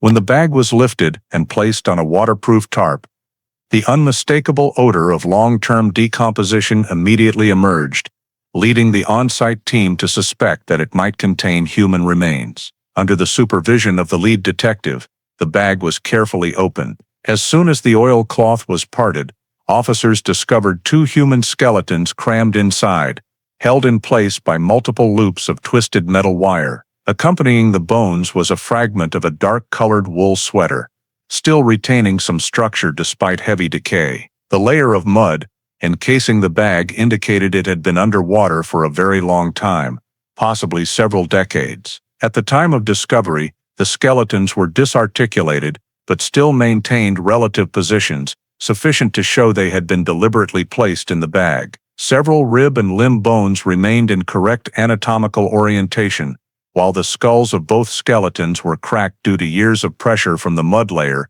though there were no signs of animal scavenging or post-deposition mechanical damage. In addition to the skeletal structure, investigators recovered a nearly 3-foot length of twisted double-strand steel wire, similar to the type used to secure cargo on trucks in the 1950s. A portion of the wire was still wrapped around the bag, as if it had been used to reinforce the mouth before being sunk. Near the bottom of the bag was also a torn piece of wool fabric, similar in color and texture to the wool fragment found during the lakeside search in 1954, though a definitive match could not be confirmed by visual inspection alone. This immediately prompted investigators to note the potential connection between the new evidence and the old. The Chittenden County forensic team was dispatched that same afternoon to recover the scene according to proper protocol. The entire bag, steel wire, wool fragment, and 2 skeletons were placed in specialized transport containers and transferred to the laboratory. Police documented the scene,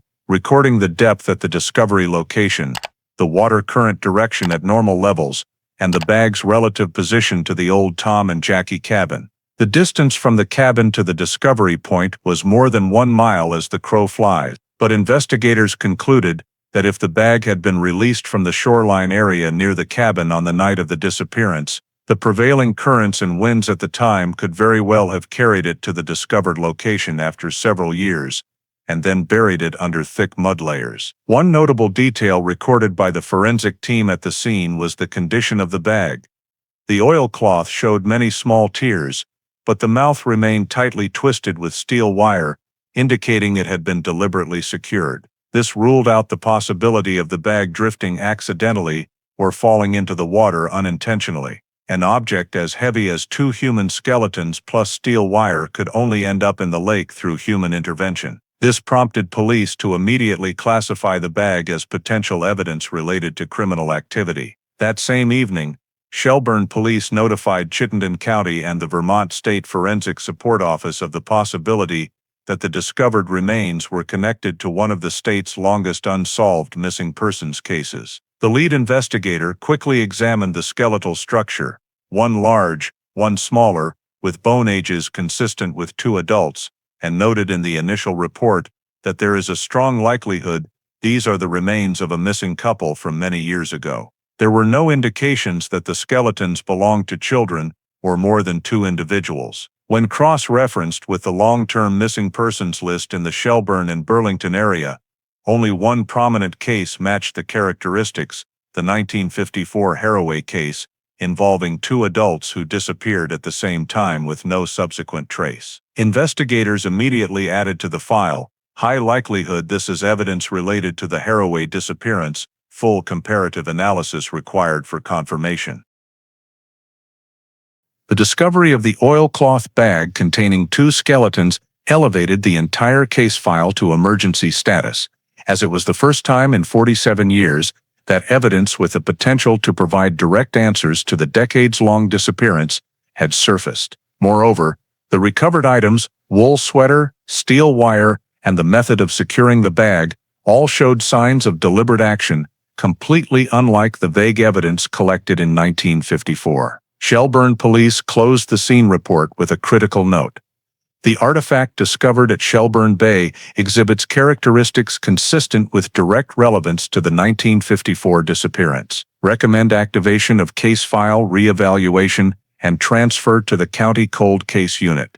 This was the defining moment that the case, forgotten for nearly half a century, was entering a new phase, and for the first time since 1954, investigators had solid reason to believe the picture of the night Tom and Jackie vanished might finally be clarified. The forensic examination process began in the first week after the oilcloth bag containing the 2 skeletons was recovered from the receded water area in Shelburne Bay, marking the first time since 1954 that investigators possessed evidence capable of scientifically confirming the victims' identities. The Vermont State Forensic Team collaborated with the Federal DNA Laboratory to extract genetic samples from the bones, a highly technical process, especially given that the skeletons had been submerged for decades. The first step was to classify the bones of the 2 individuals. Forensic experts determined that one skeleton was larger, with a wide pelvis and cranial features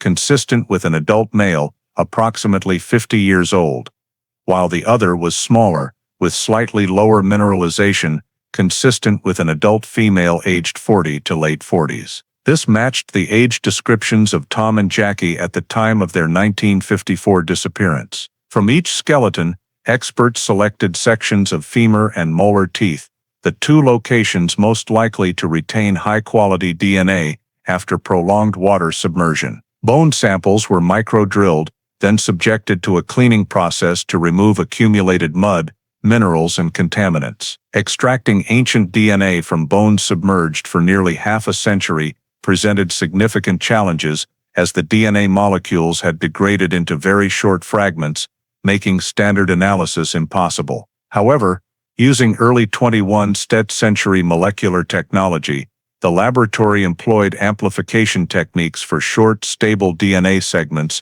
to reconstruct the genetic profiles of the two individuals. After 4 continuous days, the research team obtained 4 out of 7 genetic loci clean enough for comparison, a very promising result for long-submerged remains. The next part of the process required reference DNA samples. Since Tom and Jackie had no surviving parents or siblings, investigators needed to access direct descendants, the closest living blood relatives. Tom's side had a grandson and a grandnephew living in Maine, while Jackie's side had only one granddaughter in Massachusetts. All 3 were contacted and agreed to provide buccal swab samples for comparison. The descendants' DNA samples were sent to the federal laboratory and compared against the 4 reconstructed genetic loci from the 2 skeletons. The first results appeared after 5 days. The larger skeleton showed clear genetic concordance with the 2 descendants on Tom's side. 3 of the 4 loci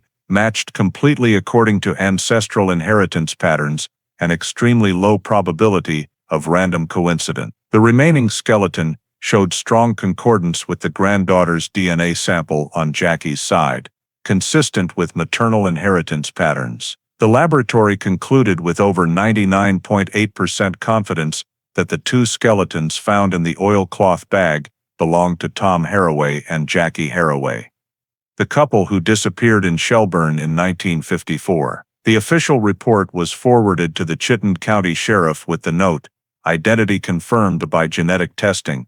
No possibility of confusion with any other individual." In addition to the identity conclusion, the forensic team also conducted a preliminary analysis of time since death. Based on mineralization levels, bone corrosion, metal wire indentation, and decay of the accompanying wool fragment, experts estimated that both deaths occurred approximately 45 to 50 years prior to discovery. This placed the time of death in the late 1950s or earlier, perfectly aligning with the 1954 disappearance year. A key detail noted in the forensic report was the absence of any stab marks or fractures from direct external force prior to decomposition. However, this did not rule out death by mechanisms that leave no skeletal traces, such as binding, mechanical asphyxiation, or exposure leading to hypothermia. The forensic team explicitly stated that the bones showed no signs of animal scavenging after submersion, as the oilcloth bag and steel wire had protected most of the skeletal structure from external impacts. The wool fragment recovered from the bag, though badly decayed, was identifiable as heavy wool yarn, similar to many types of coats commonly worn in New England during cold seasons in the 1950s. This fabric sample was also compared to the wool fragment found lakeside in 1954, but no final conclusion was reached at this stage, as fiber composition and weave analysis required more time. When the forensic results were announced, the Shelburne police chief immediately confirmed the remains discovered at Shelburne Bay belonged to Tom and Jackie Harroway. For the first time in nearly half a century, objective verification of the 2 victims' fate existed. The forensic findings were added to the file, shifting the case from unsolved missing person status to confirmed homicide with suspicious circumstances. With concrete evidence, police officially recorded the preliminary conclusion, estimated time of death late 1950s, non-natural death circumstances, high likelihood of criminal involvement due to the intentional placement of bodies in a bag and disposal in the lake. The DNA identification not only confirmed the skeletons as Tom and Jackie's, but also played a pivotal role in reactivating the entire case, providing the legal foundation to reinvestigate it as a potential homicide. This was the most significant turning point in the case file since 1954, opening the first real opportunity to understand what happened on the night the Harroway couple disappeared and who might have been responsible. After the forensic examination confirmed that the 2 skeletons in the oilcloth bag belonged to Tom and Jackie Harroway,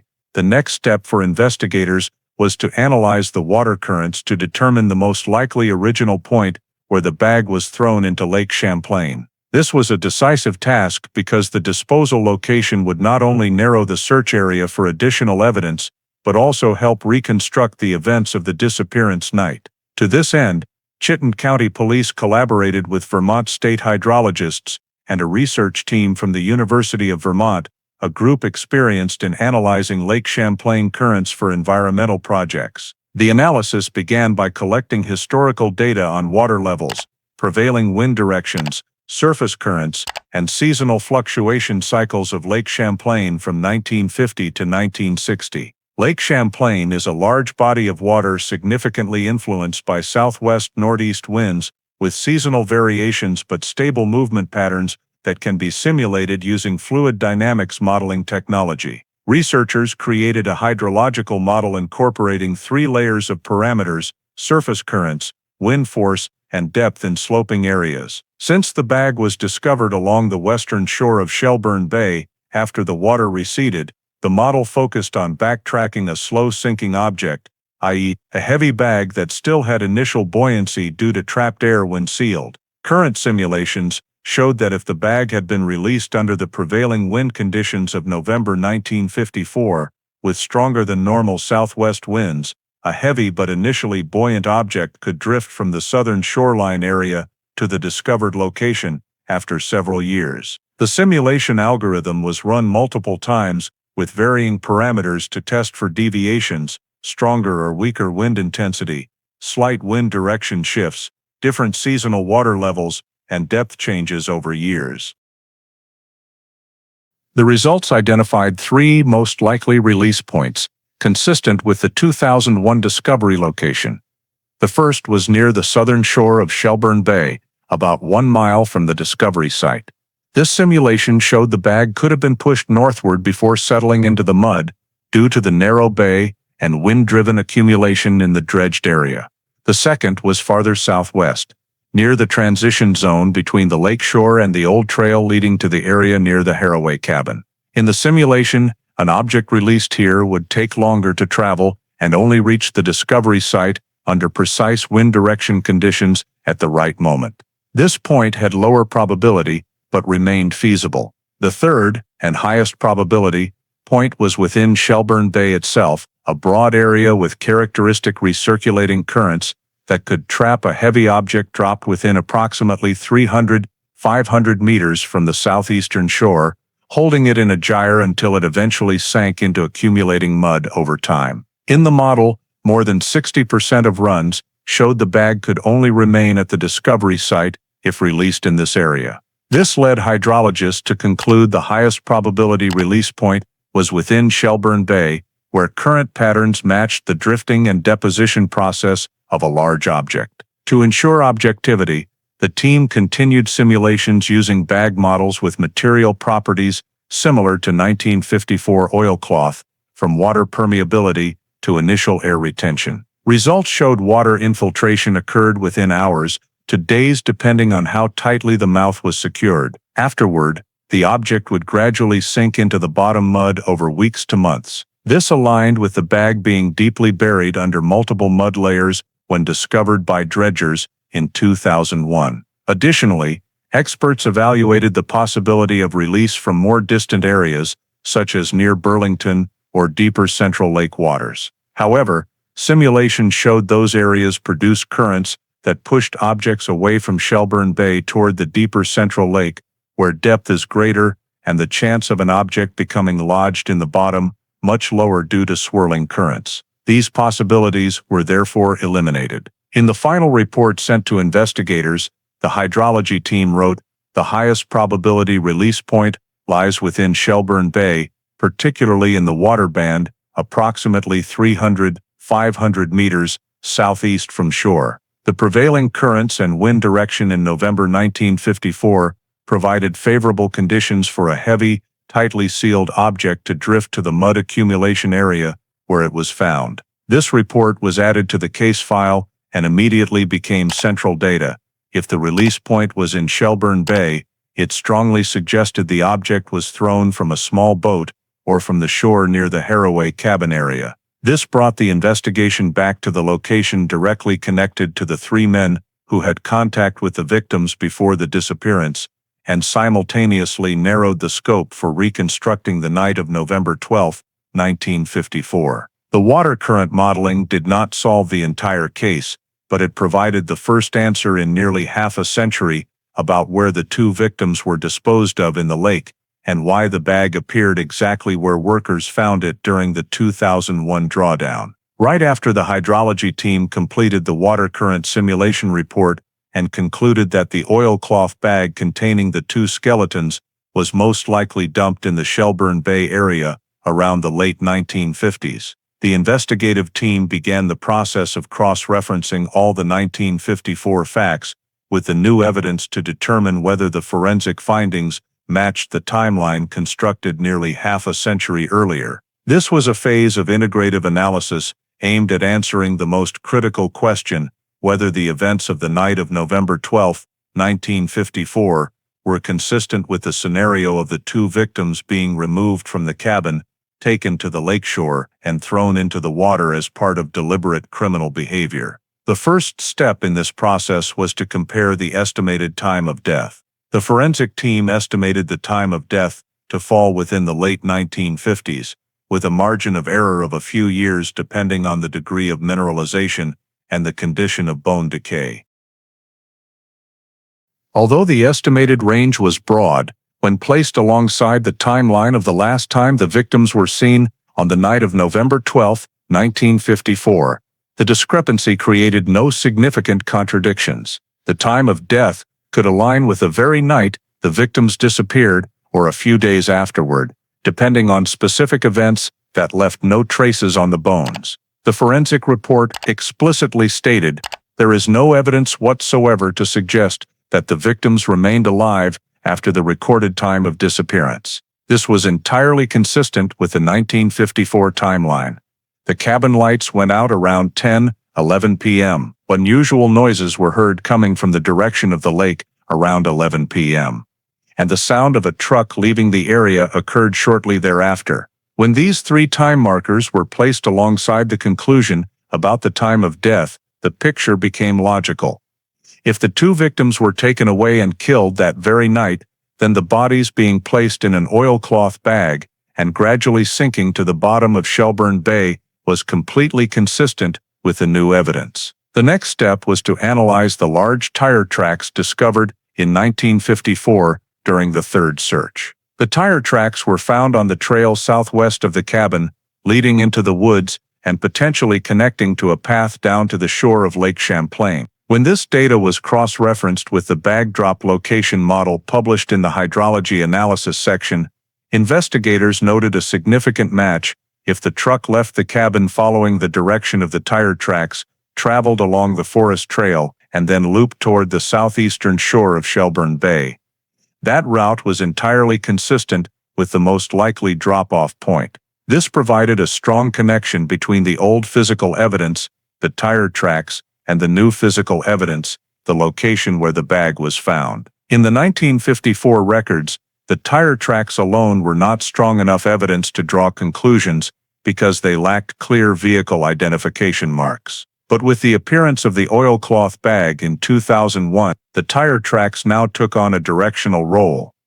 They proved that a vehicle the size of a truck, matching the description of the vehicle used by the group of three strangers, had indeed moved from the cabin in the direction of an area where the bag could have been dumped into the water. This was one of the rare points of intersection between old and new evidence, and it held special value in reconstructing the sequence of events. Next, investigators compared the wool fabric sample recovered from the bag in 2001 with the piece of wool fabric found by the lakeshore in 1954. Although the final conclusion would require in-depth material analysis, preliminary observations showed that the color thickness and fiber structure were likely similar, suggesting that the 1954 evidence could be a fragment that fell from the victim's clothing or from the bag they were wrapped in while being taken to the lake. When linking these two pieces of evidence, investigators concluded that the appearance of the wool fragment in 1954, near the path to the lake, was no longer a random factor, but rather indirect evidence that the victims had been brought to this area on the night they disappeared. Another important analytical step was comparing the bag's movement direction according to the hydrological model with the neighbor's statements from 1954. The second neighbor recorded unusual noises around 11 p.m. coming from the water side, while the third neighbor heard the truck leaving the area shortly afterward. When this information was combined with the likelihood that the bag was thrown from the Shelburne Bay area, the investigative team determined that this was not mere coincidence, but a logical chain of actions. The truck transported the victims from the cabin to the lakeshore. An event occurred that produced the unusual noises. The bag containing the victims was dumped into the water. The vehicle left the scene via the Forest Edge Road. When analyzed in sync, all the old evidence, previously considered too vague, now became astonishingly matching pieces that fit perfectly with the new evidence. Investigators compiled the results of the water current analysis, forensic findings, tire track evidence, wool fragment, and the 1954 timeline into a comprehensive report. The report concluded that the events of the night of November 12, 1954, most likely consisted of the following steps. An incident occurred inside the cabin sometime before 10 p.m. The victims were subdued and removed from the cabin shortly after the lights were still on. The victims were transported by truck along the trail leading to the lakeshore. Unusual noises were heard at the water's edge, as reported by neighbors. The victims were placed in an oilcloth bag and thrown into Shelburne Bay. The vehicle left the scene that very night. Although the report could not deliver a final legal conclusion regarding the method of killing, it was strong enough to affirm what no one could prove. Nearly half a century earlier, Tom and Jackie Harroway did not leave the cabin voluntarily and did not meet with a random accident. They were removed from the cabin through the intervention of a third party on the night of November 12, 1954. And the current evidence shows that the action was intentional, premeditated, and directly related to criminal conduct.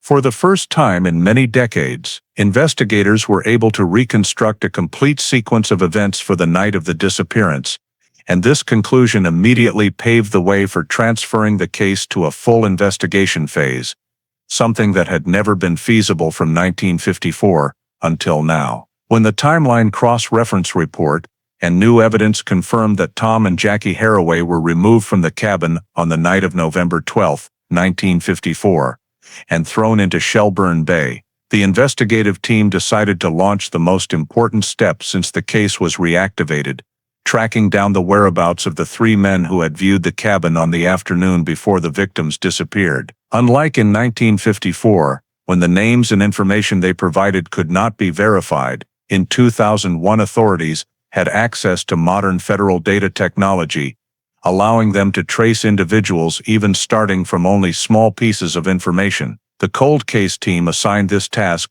included Chittenden County Police, FBI agents from the Burlington office, and a Vermont personal data analysis specialist. The first investigative focus was Schuyler Reed, the man who led the cabin viewing in 1954. This name had been checked by police for years without any matching residency records. However, by expanding the search to federal data layers such as employment records, temporary residency records, tax lists, and declassified military files, the team found an important match.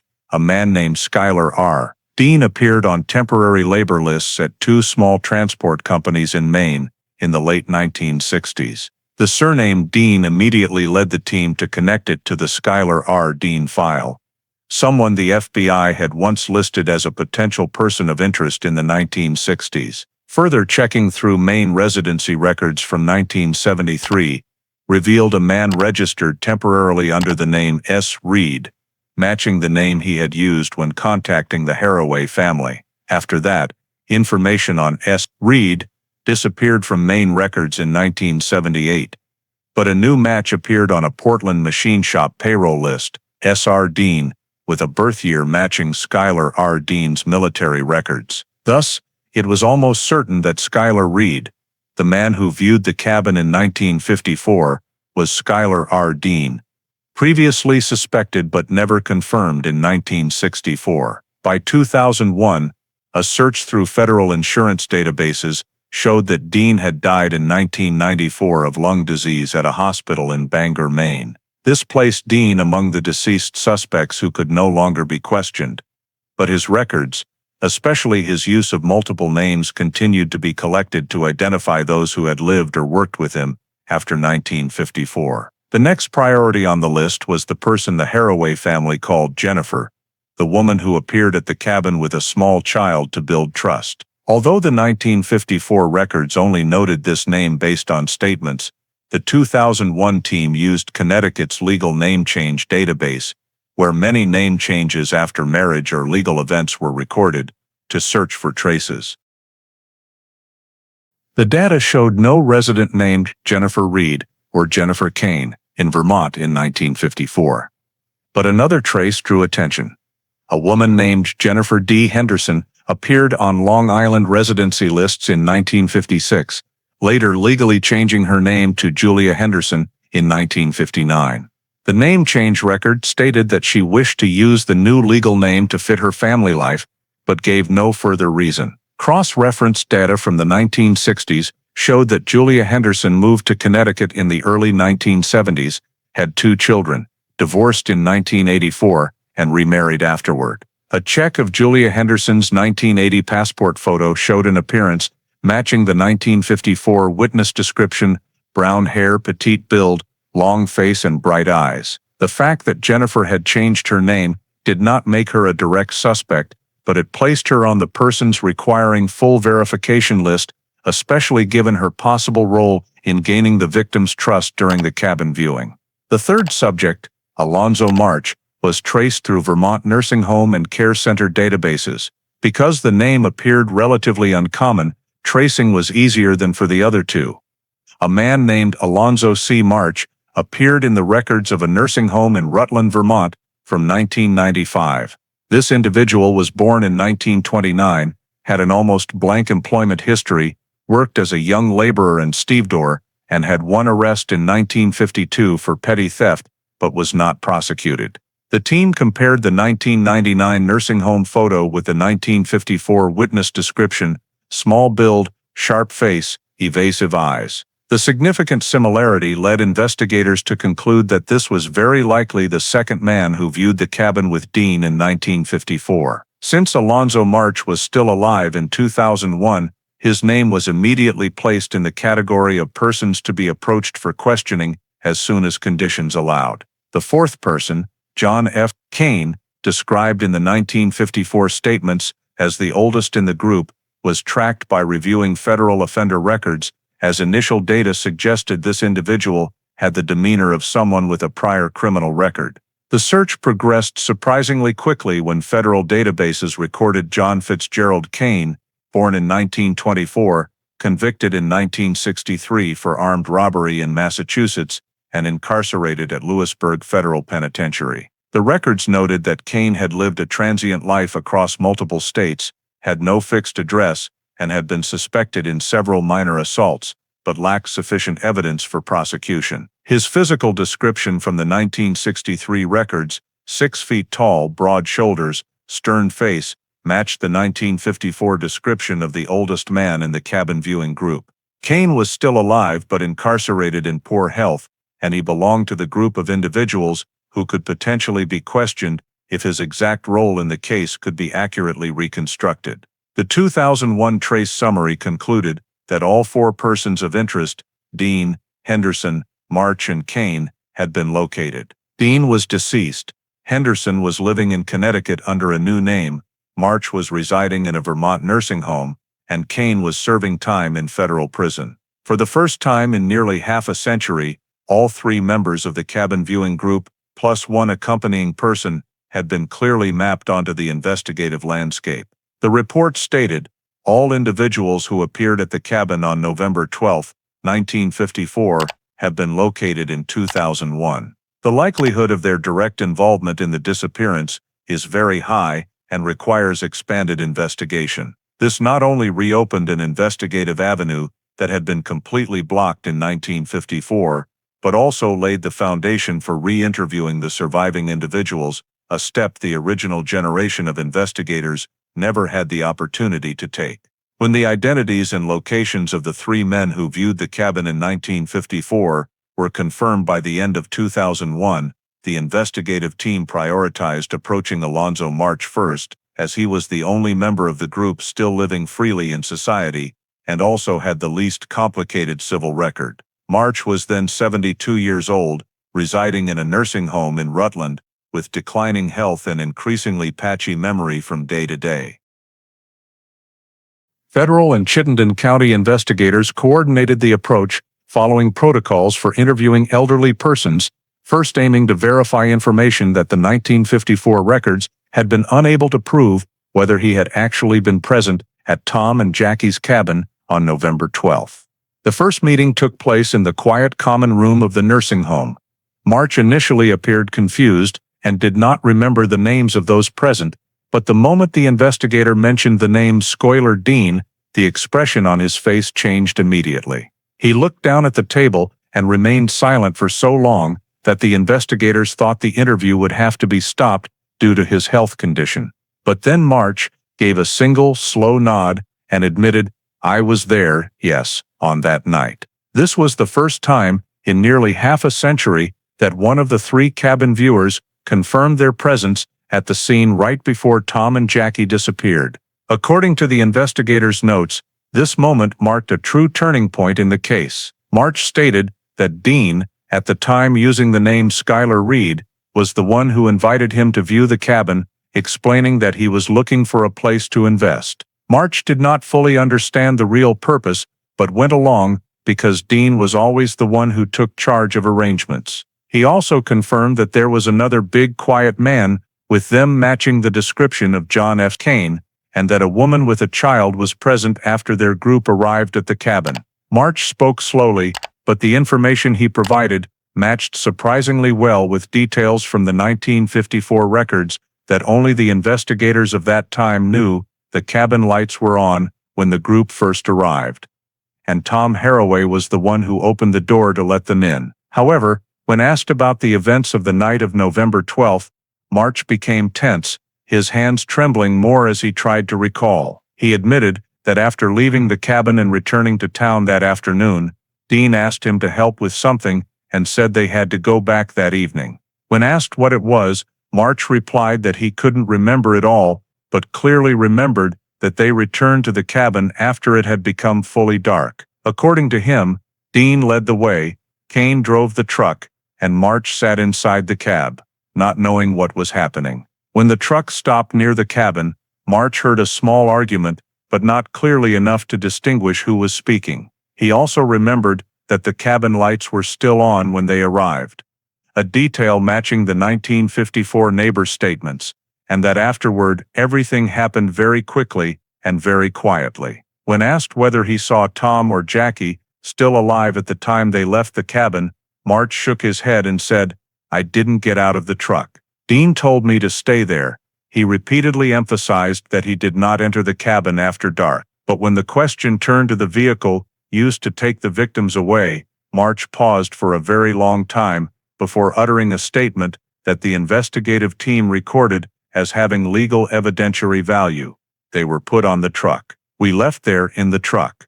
This was the first time since 1954 that anyone admitted that Tom and Jackie were in fact removed from the cabin by motorized vehicle, and action investigators had only been able to infer from the old tire tracks. March did not describe any violent acts, did not mention any struggle, did not speak of death, did not refer to throwing them into the lake or anything related to killing.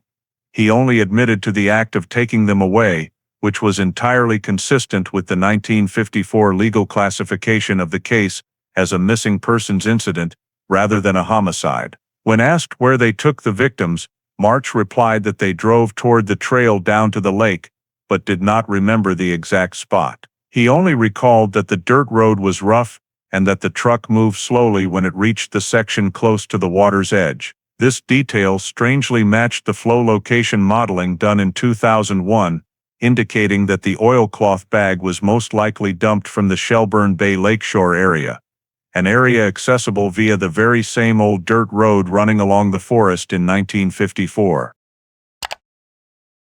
When investigators mentioned the oilcloth bag containing the two skeletons recently discovered, March closed his eyes for a very long time, but insisted he didn't know what was inside and didn't see what happened at the water's edge. He repeated several times that Dean and Kane were the two who got out of the truck, while he remained in the back. Despite investigators asking multiple times from different angles, March did not admit to witnessing any killing behavior, nor did he confirm whether the victims were still alive or already dead when taken away. His failure to disclose violent acts or describe details related to death was entirely consistent with the fact that the 1954 case file was still classified as a disappearance, with no evidence sufficient to establish a homicide charge. As the conversation stretched nearly 2 hours, March's health deteriorated. He began breathing heavily and a nurse had to come in to assist. But before the meeting ended, March said one sentence that the investigators recorded verbatim.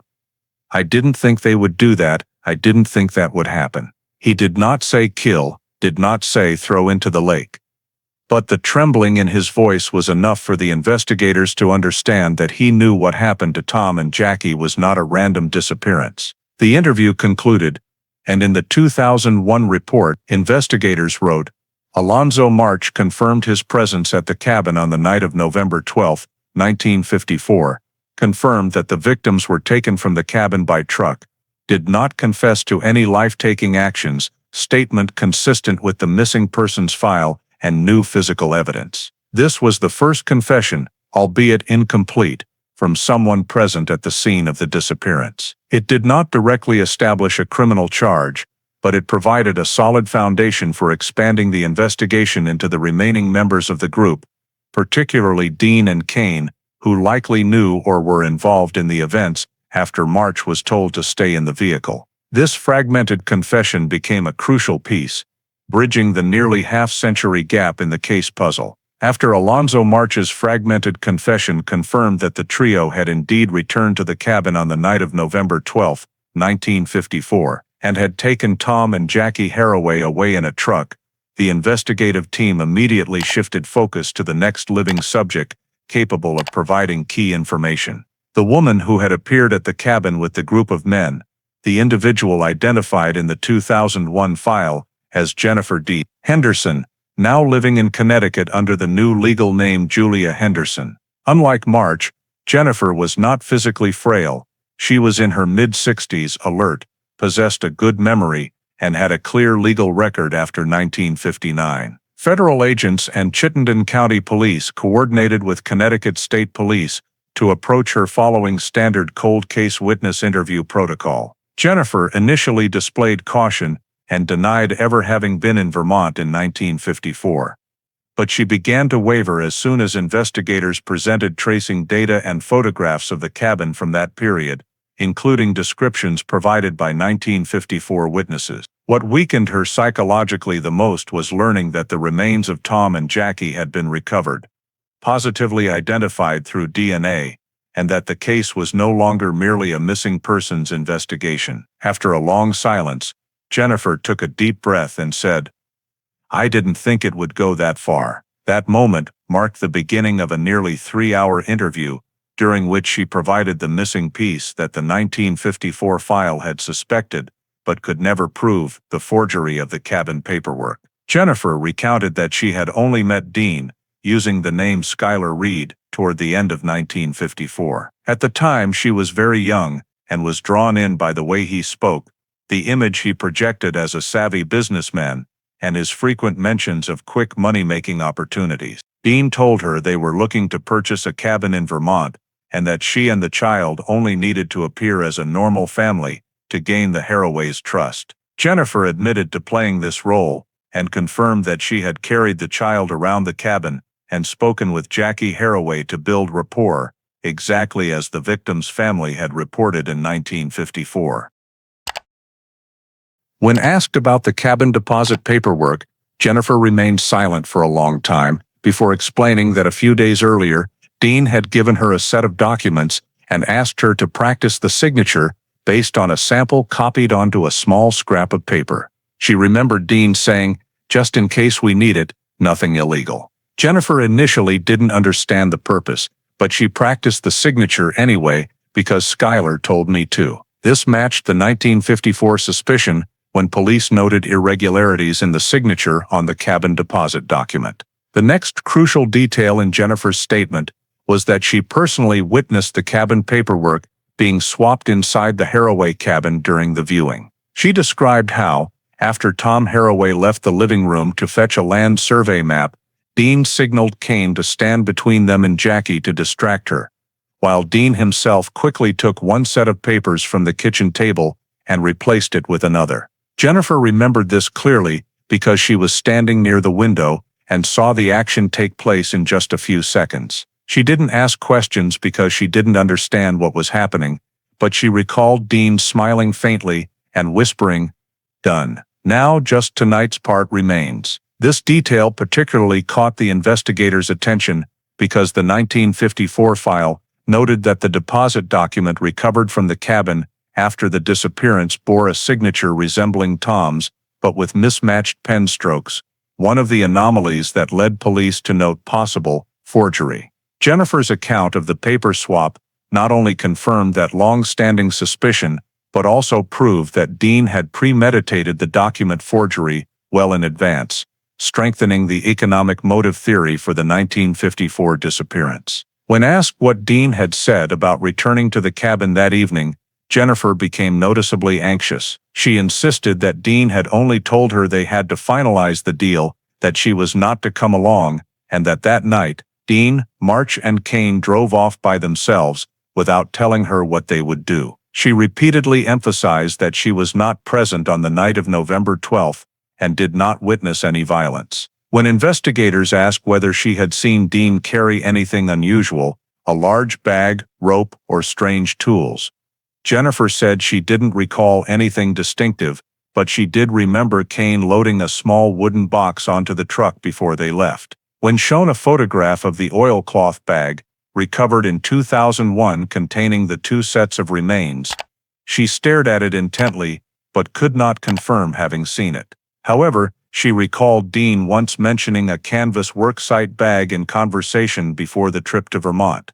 While not a direct confirmation, this detail was consistent with the type of bag used to hold the remains. Toward the end of the interview, Jennifer recounted that after the night of November 12th, Dean returned late, chilled to the bone, and said nothing. When she asked, "Did everything go well?" he only replied, "It's finished, don't ask any more." From then on, he never mentioned the cabin again. Confronted with the news that the victim's remains had been found, Jennifer began to cry and said she had no idea they would disappear, and that she never thought Schuyler would do anything that terrible. The official 2001 report stated, Jennifer Henderson confirms that Dean forced her to practice Tom Harroway's signature, witnessed the swapping of cabin documents, and admitted her role in creating the appearance of a normal family during the cabin viewing. Her statement aligns with 1954 suspicions of document forgery. Although Jennifer provided no direct description of the killings, her testimony clarified a critical link: the premeditation and deception that occurred before the victims vanished. In particular, the coercion to practice Tom's signature and the swapping of the cabin paperwork demonstrate that Dean's group had prepared in advance to take possession of the cabin or carry out a fraudulent transaction, a powerful addition to the economic motive suspected since 1954. Combined with Alonzo March's confession about the victims being removed from the cabin by truck, this testimony began to bring long blurred contours into sharp focus for a cold case that had remained vague for decades. There was planning, preparation, concealment, and witnesses. This was the second major piece, solidifying the entire reconstruction of the case. Immediately after Jennifer Henderson admitted that Schuyler Reed had forced her to practice Tom Harroway's signature and revealed that Dean had swapped document sets inside the cabin during the viewing, the investigative team activated modern document examination procedures, techniques unavailable in 1954, to determine whether the cabin deposit paperwork recovered after the disappearance had been forged. All 1954 documents, including the deposit contract, two related transaction notes, and a supposed signature sample of Tom, were retrieved from cold case storage and sent to the Vermont State Forensic Document Laboratory for dual analysis, comparison with Tom's genuine signatures, and comparison with samples of Schuyler Dean's youthful handwriting. The first step of the examination was to identify the 3 layers of stroke characteristics, a modern forensic handwriting technique used for analyzing aged documents, consisting of 1 baseline, 2 pressure gravity, pen pressure distribution, 3 micromotion, small wrist and finger directional shifts. Because the 1954 cabin papers were yellowed and slightly moisture damaged, the examiners used digital microscopy and multi-angle oblique lighting to restore clear visibility of the stroke layers. In the first layer, baseline, the examiners observed that the signature on the cabin contract exhibited a slight consistent rightward tilt with regular tremor in the final upstroke of the letter H, a feature absent from any of Tom's original financial signatures preserved in bank records from 1950-1953. Tom's genuine signatures showed a characteristic stable axis with a straight, minimally variable baseline, indicative of someone accustomed to careful writing. In contrast, the cabin signature displayed mid-stroke axis correction, a pattern commonly seen in individuals attempting to imitate a signature without capturing the natural rhythm of the original writer. The second layer, pressure distribution, revealed that the force pattern in the cabin signature was completely inconsistent with Tom's writing habits. All collected genuine samples of Tom's signatures showed maximum pressure at the beginning of characters, especially the T and H. However, the cabin signature concentrated pressure in the middle of the H and the end of the Y, a hallmark of someone writing with their non-dominant hand who had learned careful penmanship from models, or of a forger unable to replicate the natural inertial pressure of the true writer. The report explicitly stated, no single pressure point in the cabin signature matches Tom Harroway's established pen pressure habits. This reinforced the forgery suspicion noted by 1954 investigators, but never provable at the time. The third layer, micromotion, was decisive. These are tiny vibrations in the stroke, reflecting each individual's unique small motor habits. Such micro-vibrations are nearly impossible to forge perfectly, even by skilled simulators. Analysis of the micromotion in the cabin signature revealed a small segmented break at the tail of pull strokes, a rare and highly unlikely random occurrence. This micromotion pattern was absent from all of Tom's bank documents, but matched perfectly with a set of disciplinary report notes in Schuyler R. Dean's 1952 military file, which contained Dean's signature in the statement section. Under polarized light, the micro-vibration patterns in the cabin signature and Dean's signature displayed identical triphasic oscillation, a wrist movement pattern typical of someone writing quickly yet attempting to maintain neatness. The preliminary conclusion of the examination team, the cabin signature, shares identical micro-vibration characteristics with Schuyler R. Dean's known signature, probability of random coincidence, less than 1%.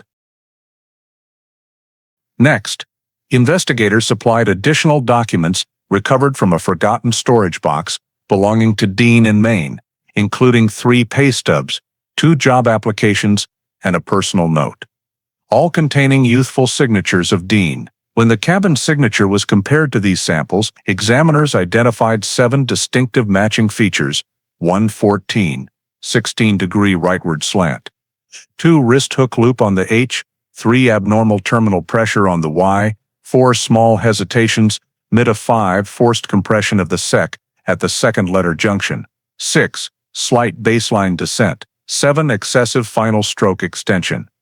These characteristics consistently appeared in Dean's signatures and appeared together in the cabin signature, while none were present in Tom's genuine signatures. The examiners concluded the probability that the cabin signature was written by Tom Harroway is effectively 0. All comparative characteristics exclude this possibility. The final 37-page report, delivered to the Chittenden County investigators and the FBI, declared in the strongest possible terms, the signature on the cabin deposit document was executed by the same individual who signed documents in Schuyler R. Dean's military file. Match probability 100%. The signature is entirely forged, with no trace of Tom Harroway. This finding not only corroborated Jennifer Henderson's testimony about Dean forcing her to practice the signature and swapping the cabin papers, but also constituted the first direct forensic evidence of fraud committed immediately prior to the two victims' disappearance. The investigative team entered into the file. The forgery of the cabin contract establishes a clear economic motive and deliberate premeditation before the date of disappearance. This is a pivotal link in the reconstruction of the crime. The evidence completely eliminated possibilities such as Tom signing incorrectly by mistake or administrative error theories once considered in the 1950s. After nearly half a century, the cabin paperwork finally told the truth. It was the product of fraud by the very man who led the cabin viewing group, Schuyler R. Dean, and it was the first step in the chain of actions that led to the most serious disappearance Shelburne had ever witnessed. After the 2001 document examination conclusively determined with 100% certainty that Tom Harroway's signature had been forged and identified Schuyler R. Dean as the signer of the cabin contract, the investigative team moved to the next stage in questioning key figures, the interview of John Fitzpatrick Kane, the oldest member of the 1954 cabin viewing trio. At the time, Kane was serving a sentence at the federal penitentiary in Lewisburg. Though his health had deteriorated, he remained mentally sharp, and his institutional behavior record showed he usually cooperated when questioned about past events that would not directly increase his current sentence. Federal and Chittenden County investigators received special access, and the interview took place in a monitored inmate visitation room without restraints, but with security personnel stationed outside the door. Kane observed the investigators warily, but instead of initially denying involvement as Jennifer had done, he immediately recognized the name Schuyler Dean when it was mentioned. "Dean? He's dead, isn't he?" he said, his voice showing nothing beyond wariness. This opening remark indicated that Kane knew Dean had died in 1994. Information known only to those who had been close to Dean or who had kept track of him afterward. When investigators showed photographs of the Harroway cabin and asked about November 12, 1954, Kane sighed, folded his arms and said, "Yeah, I was there that day. No need to beat around the bush." This was the first direct confirmation from the only member of the group known to have driven the vehicle. The interview continued with the central question, had he driven the truck carrying Dean's group that evening? Kane nodded. "I drove. They told me to just wait in the truck all afternoon and evening. Then when they came back, I was still the one driving." Investigators pressed for confirmation that he had driven not only to the cabin but also when leaving the cabin that night, the moment the victims disappeared. Kane answered firmly, "I drove the truck with all of them. Nobody else touched the wheel except me. Same on the way back." This answer unified Alonzo March's confession with the 1954 tire track evidence. The truck existed, it had traveled the suspected route, and Kane was the driver. When asked to describe the route, Kane for the first time showed intense concentration, as though reconstructing a memory he had not spoken of in many years. He said that from the Harroway cabin, they headed southwest along a dirt trail, rough, full of potholes, then down a narrow slope toward the lakeshore. He remembered the route clearly because the truck slid a little when turning near the water's edge, and Dean told him to keep the gas low. When this description was compared with 1954 topographic maps and 2001 water flow simulations, investigators found near-perfect correspondence. The location Kane described was the site with the highest probability of where the oilcloth bag had been dumped into the water. This alignment made Kane's statement the strongest indirect evidence of the victim's transport route from the cabin to Shelburne Bay. Investigators continued, "Did you see Tom or Jackie inside the truck when you left the cabin?" Kane paused for quite a while before answering, "I didn't go back up to the cabin the second time. I didn't see them being brought out, but the back door of the truck was open for a bit." When asked who was near the rear door during that time, Kane said, "Dean was there. The little guy, March, was standing a few steps away. I didn't see anything inside the truck. I just heard them moving something heavy." This matched March's confession. He was inside the truck, but didn't see clearly. Dean and Kane were the ones closest to the area where the victims were handled. Next, investigators asked the most critical question. Did you know what they did at the lake shore? Kane shook his head, showing tension for the first time. I didn't get out of the truck. Dean told me to set the brake, keep the engine running, lights off. It did exactly that. When asked if he heard water, a heavy object falling, or any other sounds, Kane replied, yes, there was a splash, something big and heavy hitting the water, but I didn't see it. I didn't look in the mirror. I didn't want to be involved. This testimony strangely aligned with both the 2001 water flow simulation and physical evidence, especially the heavy object hitting the water, sound that a neighbor had also reported hearing in 1954. However, when investigators asked directly about the fate of Tom and Jackie, Kane immediately withdrew the cooperation he had briefly shown. He sat up straight, clenched his hands together, and said, I don't know what happened to them. I didn't kill anybody. I don't know what Dean did. When pressed further about whether he had seen Dean or March load anything onto the truck when leaving the cabin, Kane answered, I didn't look, I just drove. I wasn't part of their business. Though limited, the key point was that Kane did not deny that a heavy object had been loaded onto and later off the truck, and he confirmed the movement from the cabin to the lakeshore matched the location where the bag was dumped. When asked why he hadn't walked away when he suspected something abnormal, Kane gave a cold laugh. Because I was stupid, because I thought it was just a paperwork deal, didn't think anyone would die. This echoed March's statement, I didn't think they would do that. In the final portion of the interview, investigators presented a simulated route map and asked Kane whether the path matched what he remembered. Kane looked at it for a long time, then lightly tapped the exact location of Shelburne Bay, the area with the highest probability of the bag being dumped. He said, right here, we came here. I still remember the low bank, the water lapping lightly against the tire. This matched the 1954 depth analysis and trail evidence, as the area had a gentle slope allowing truck access close to the water's edge. Although he provided no further details about the killing or the victim's condition upon arrival at the lakeshore, Kane's testimony reinforced two crucial points. One, Dean's group did leave the cabin by truck on the night of the disappearance, and two, the transport route corresponded almost perfectly with the location where the oilcloth bag containing the remains was recovered in 2001. The official report stated, John Fitzpatrick Kane admits to driving the truck carrying the three-man group on the night of November 12, 1954. His route description matches the location of the bag disposal. He provided no information about the victim's condition during transport.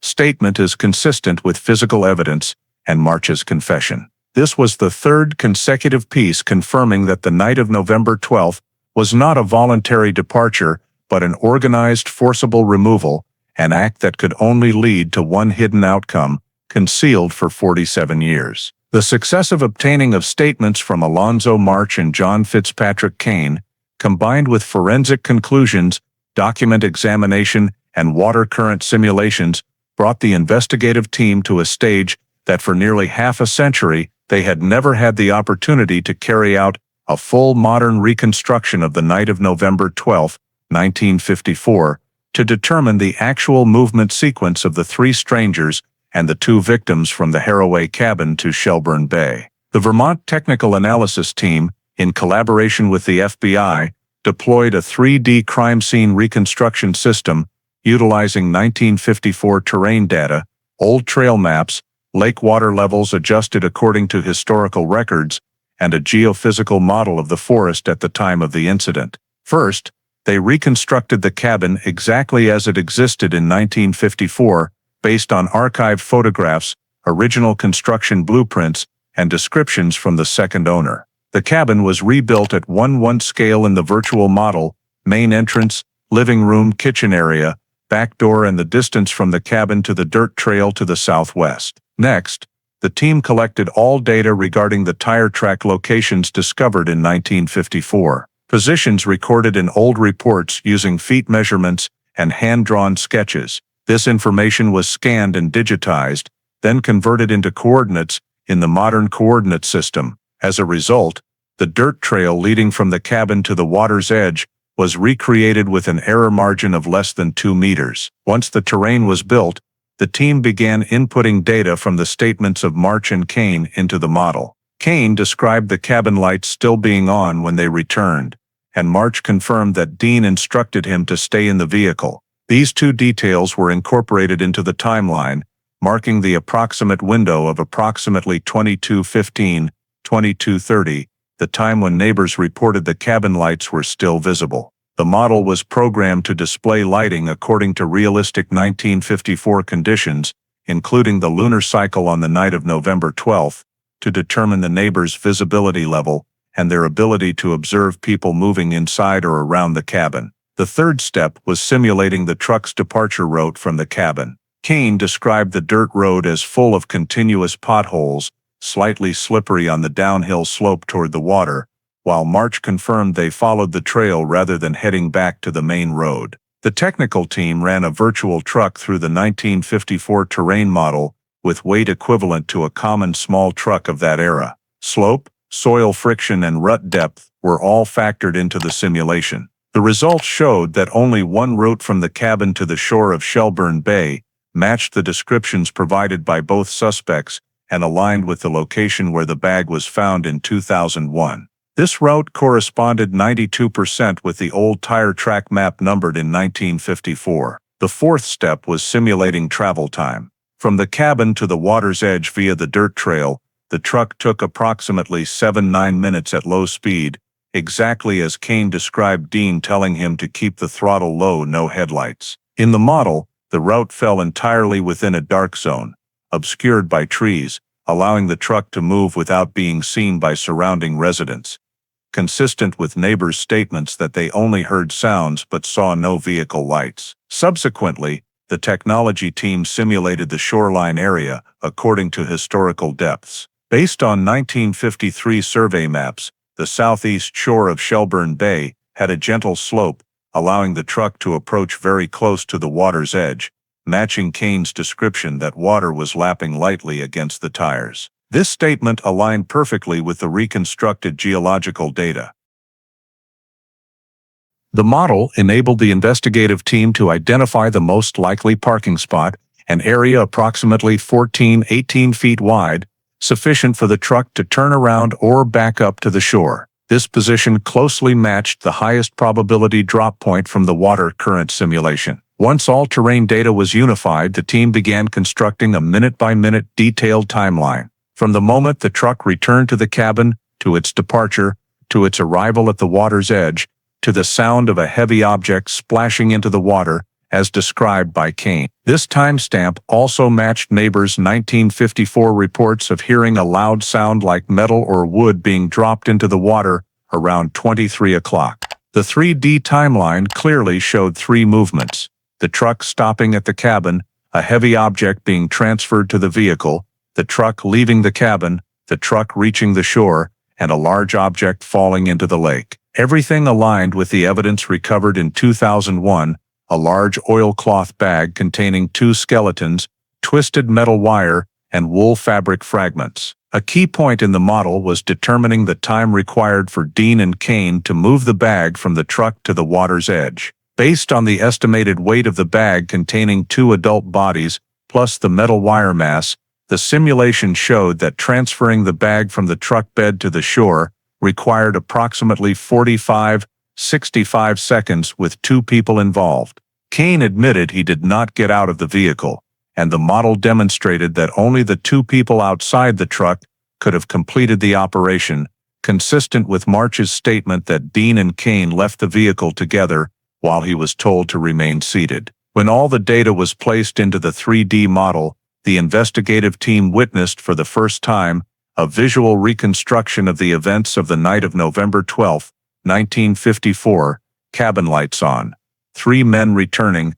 victims being taken away, truck departing the cabin along the correct route, stopping point at the water's edge, matching the location where the bag was found. The movement sequence not only matched the statements of March and Kane, but also aligned with every piece of physical evidence, from tire tracks to the bag's location, from wool fragments to water current simulation. The summary report concluded, all independent evidence, forensics, water simulation, signature examination, witness statements, and 3D reconstruction converges on a single sequence. The victims were removed from the cabin between approximately 22:30–22:45, transported by truck via the Southwest Trail, and deposited into Shelburne Bay around 22:55. For the first time in 47 years, the story of the night Tom and Jackie disappeared was reconstructed with near absolute precision, not based on speculation,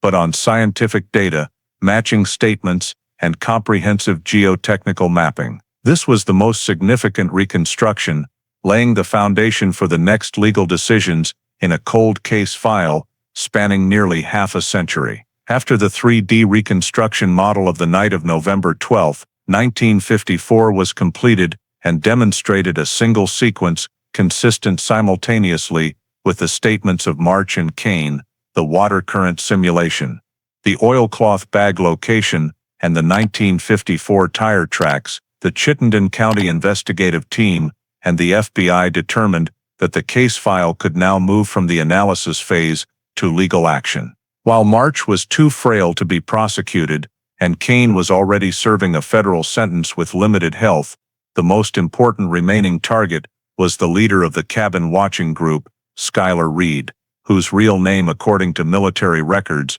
was Schuyler R. Dean. Although Maine hospital records listed Dean as having died in 1994, this information originated from a hospital report that was not cross-checked against federal data at the time. Now, with nationwide citizen tracking tools, the FBI's security analysis team decided to re-examine all civil records in Maine from 1980–2001 to confirm whether the Schuyler Dean in the death file was truly the suspect or a case of identity coincidence, a relatively common occurrence during the period when digital record-keeping was incomplete.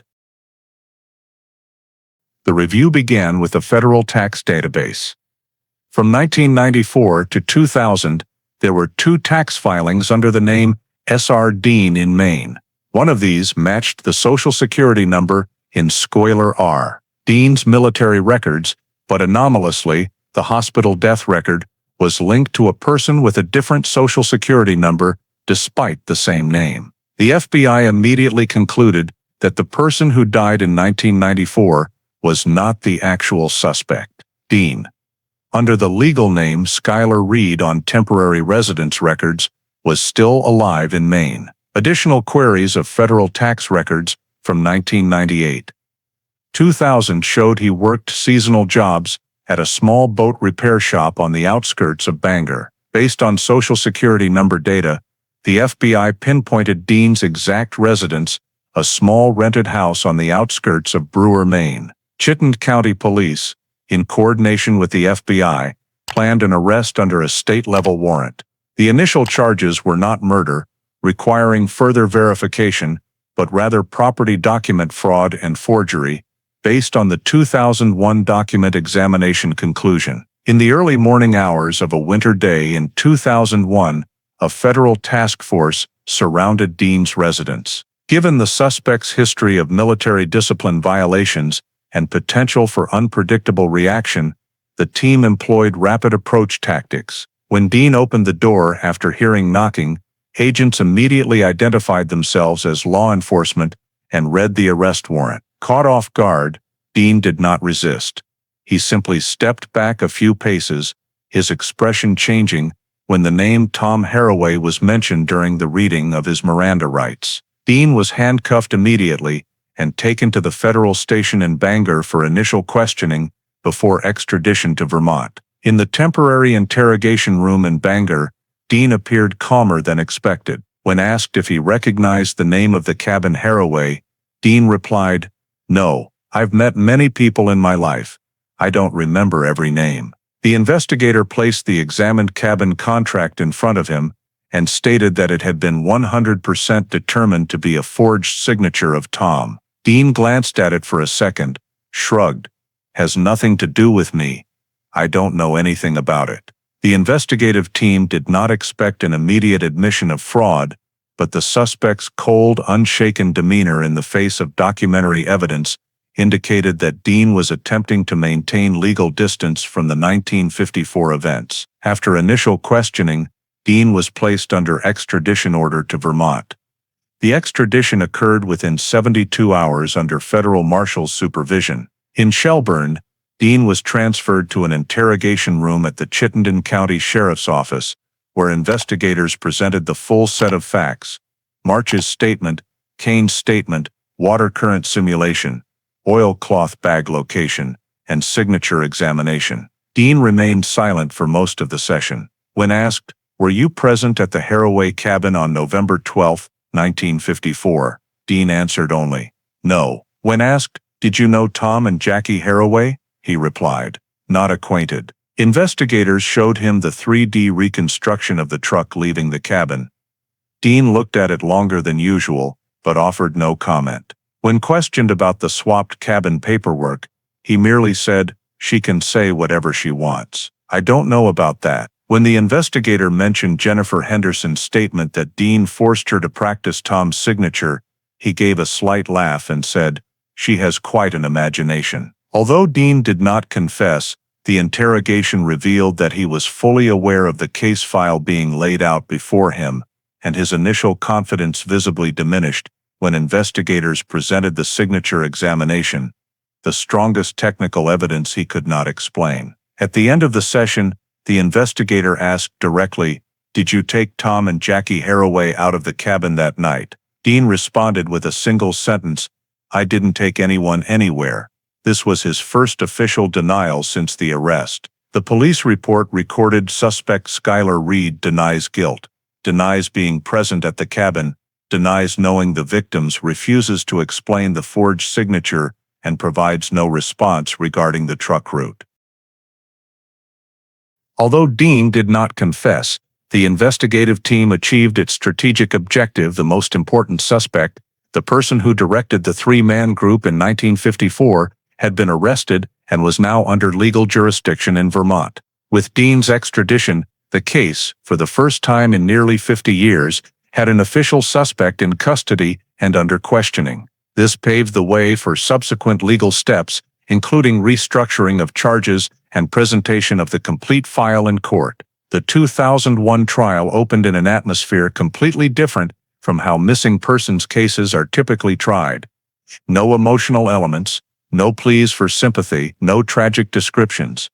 The entire prosecution strategy was built purely on a nearly half-century-long chain of investigative logic, reinforced by modern forensic evidence. Right from the opening session, the prosecution clearly stated its objective: to prove that the chain of events on the night of November 12, 1954, was not a random disappearance, but the result of an organized plan, and that the defendant Skylar R. Dean, using the name Skylar Reed in 1954, was the leader of that organization. The first part of the prosecution's presentation concerned DNA evidence. A forensic expert was called to the stand and presented samples extracted from the two skeletons found in the oilcloth bag at Shelburne Bay, explained the STR amplification process, the genetic comparison with descendants of both families, and concluded that the identities matched Tom and Jackie Harroway with certainty above 99.8%. No emotional elements were emphasized.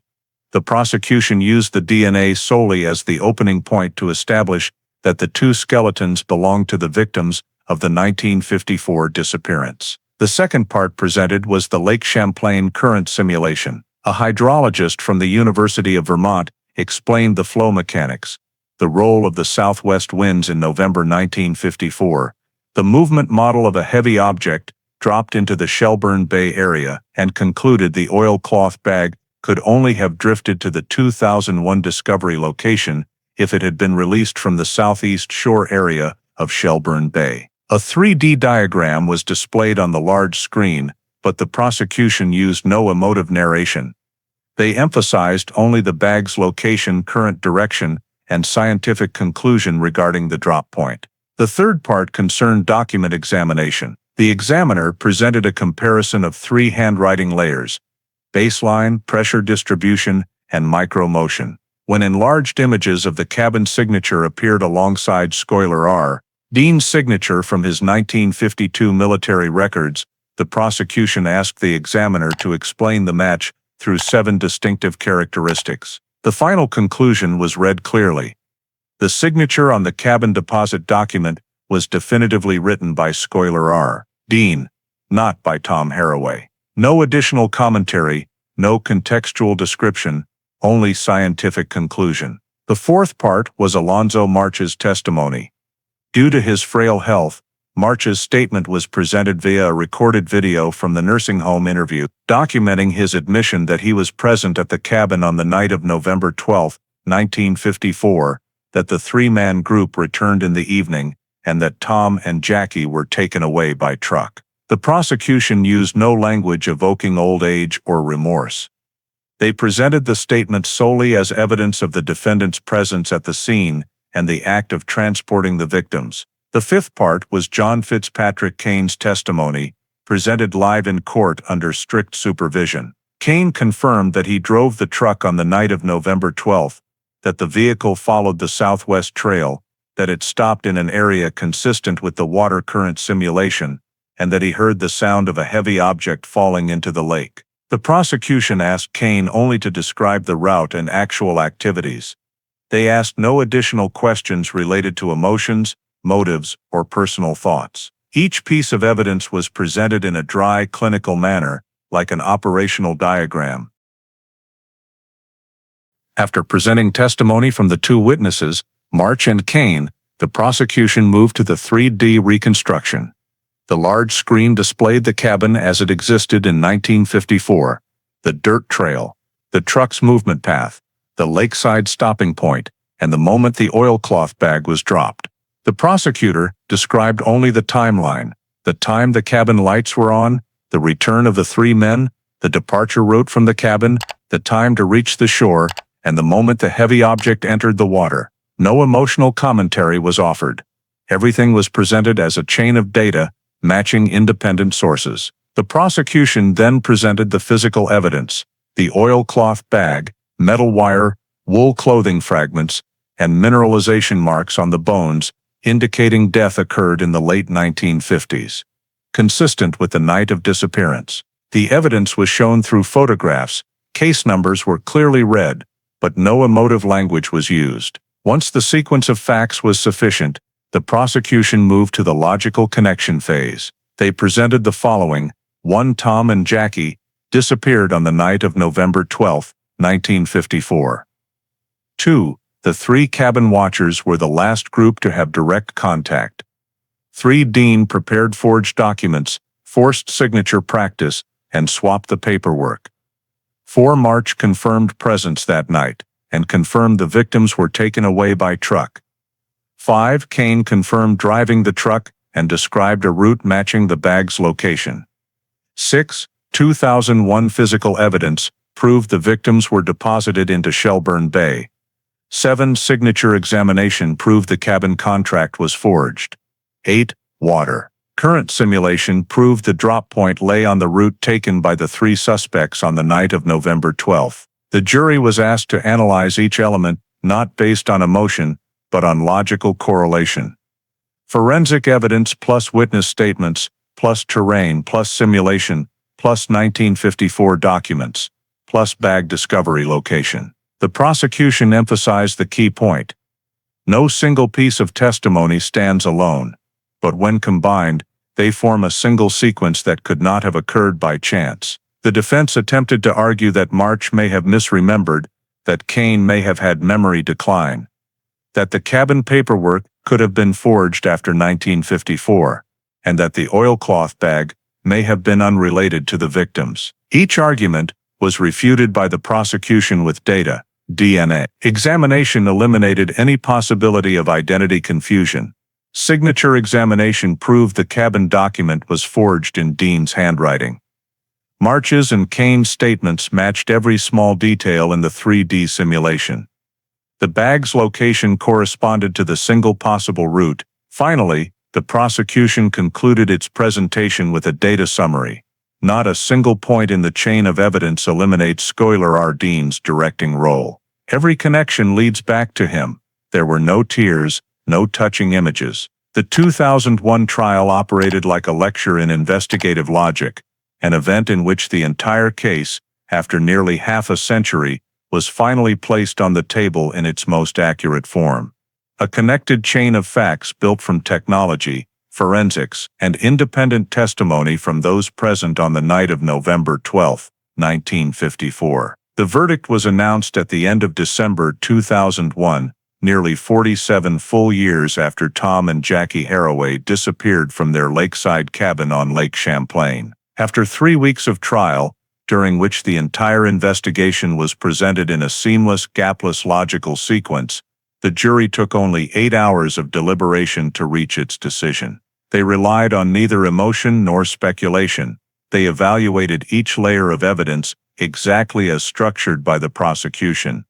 DNA identification, water current simulation determining the location of the dumped bag, testimony from March and Kane confirming the route on the night of November 12, 3D reconstruction verifying the sequence of transport, handwriting analysis proving the cabin deed was forged, and demonstrating the suspect's preparatory actions before the victims vanished. This chain formed a unified system, and the jury concluded there could be no explanation other than that Schuyler R. Dean was the director, organizer, and executor of the entire plan to remove Tom and Jackie from the cabin, seize their property, and erase all traces by dumping the bodies into Shelburne Bay. When the foreman entered the courtroom and the jury was asked to announce its verdict, the packed room fell into absolute silence. The jury foreman stood, holding the fully signed verdict form, and read each word clearly. On count 1, pertaining to the kidnapping resulting in the death of Vermont citizen Tom Harroway, we find Schuyler Reed, true name Schuyler R. Dean, guilty. On count 2, pertaining to the kidnapping resulting in the death of Vermont citizen Jackie Harroway, we find the defendant guilty. On the count of forgery of property documents and fraud with intent to deprive the Harroways of their cabin, we find the defendant guilty. There was no applause, no cries of anguish. The courtroom simply registered the silence of a legally final conclusion. Following the verdict, the sentencing phase began. The prosecution recommended life imprisonment without parole on all counts for Dean, arguing that his conduct not only caused grave harm, but also prolonged the concealment for nearly half a century, preventing the case from being resolved at the time it occurred. Defense counsel argued that Dean was elderly, no longer capable of harm, and that the evidence could not directly prove the act of killing. The judge rejected this argument, citing Vermont law that permits life sentences for the mastermind of a kidnapping resulting in death, even when the precise method of causing death cannot be established. The judge pronounced, defendant Schuyler R. Dean is sentenced to life imprisonment without parole for each of the 2 counts of kidnapping resulting in death, and 20 years for the count of document forgery and property fraud, sentences to run consecutively. Dean showed no reaction, no bowed head, no display of remorse. He simply stared straight ahead, silent. The next sentencing concerned Jennifer Henderson, who played a supporting role in building trust to approach Tom and Jackie, participated in forging signatures, and witnessed the contract substitution. Although she was not present on the night of November 12 and had no direct involvement in removing the victims from the cabin, she was tried as an accomplice in the property fraud and for aiding in the preparation of the crime. The prosecution recommended 25 years, citing her significant role in the preparatory phase. Defense counsel requested leniency, arguing she was unaware of the plan to remove the victims. After reviewing the record and her testimony, the judge declared, defendant Jennifer Henderson is sentenced to 20 years imprisonment for aiding property fraud and participating in the preparation of criminal conduct. She accepted the sentence in silence and did not object.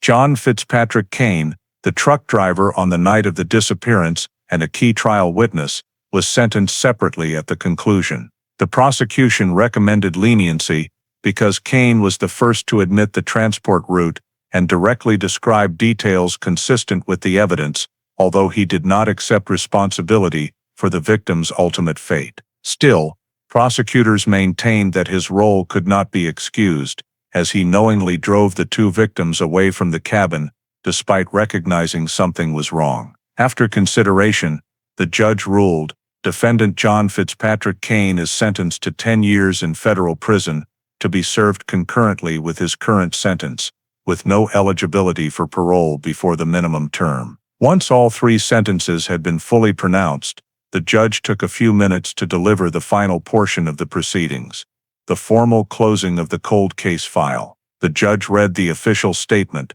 with the identification of remains, with complete forensic conclusion, with testimony from individuals present at the scene, and with sentences imposed on the defendants. The Vermont State Court hereby officially closes the missing persons case of Tom and Jackie Harroway.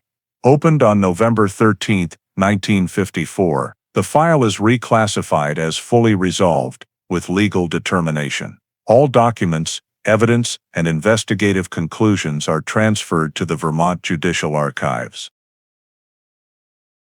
This declaration marked the official end of one of the longest-running missing persons cases in state history. After nearly half a century, the names Tom and Jackie Harroway, once vanished into utter silence, had been restored as a complete criminal case, fully tried and concluded with a just verdict grounded in facts, science, and investigative logic. When the last person left the courtroom, the Harroway file was no longer a dust-covered mystery. It had become a fully resolved case, properly closed according to legal standards after 47 years of being unresolved.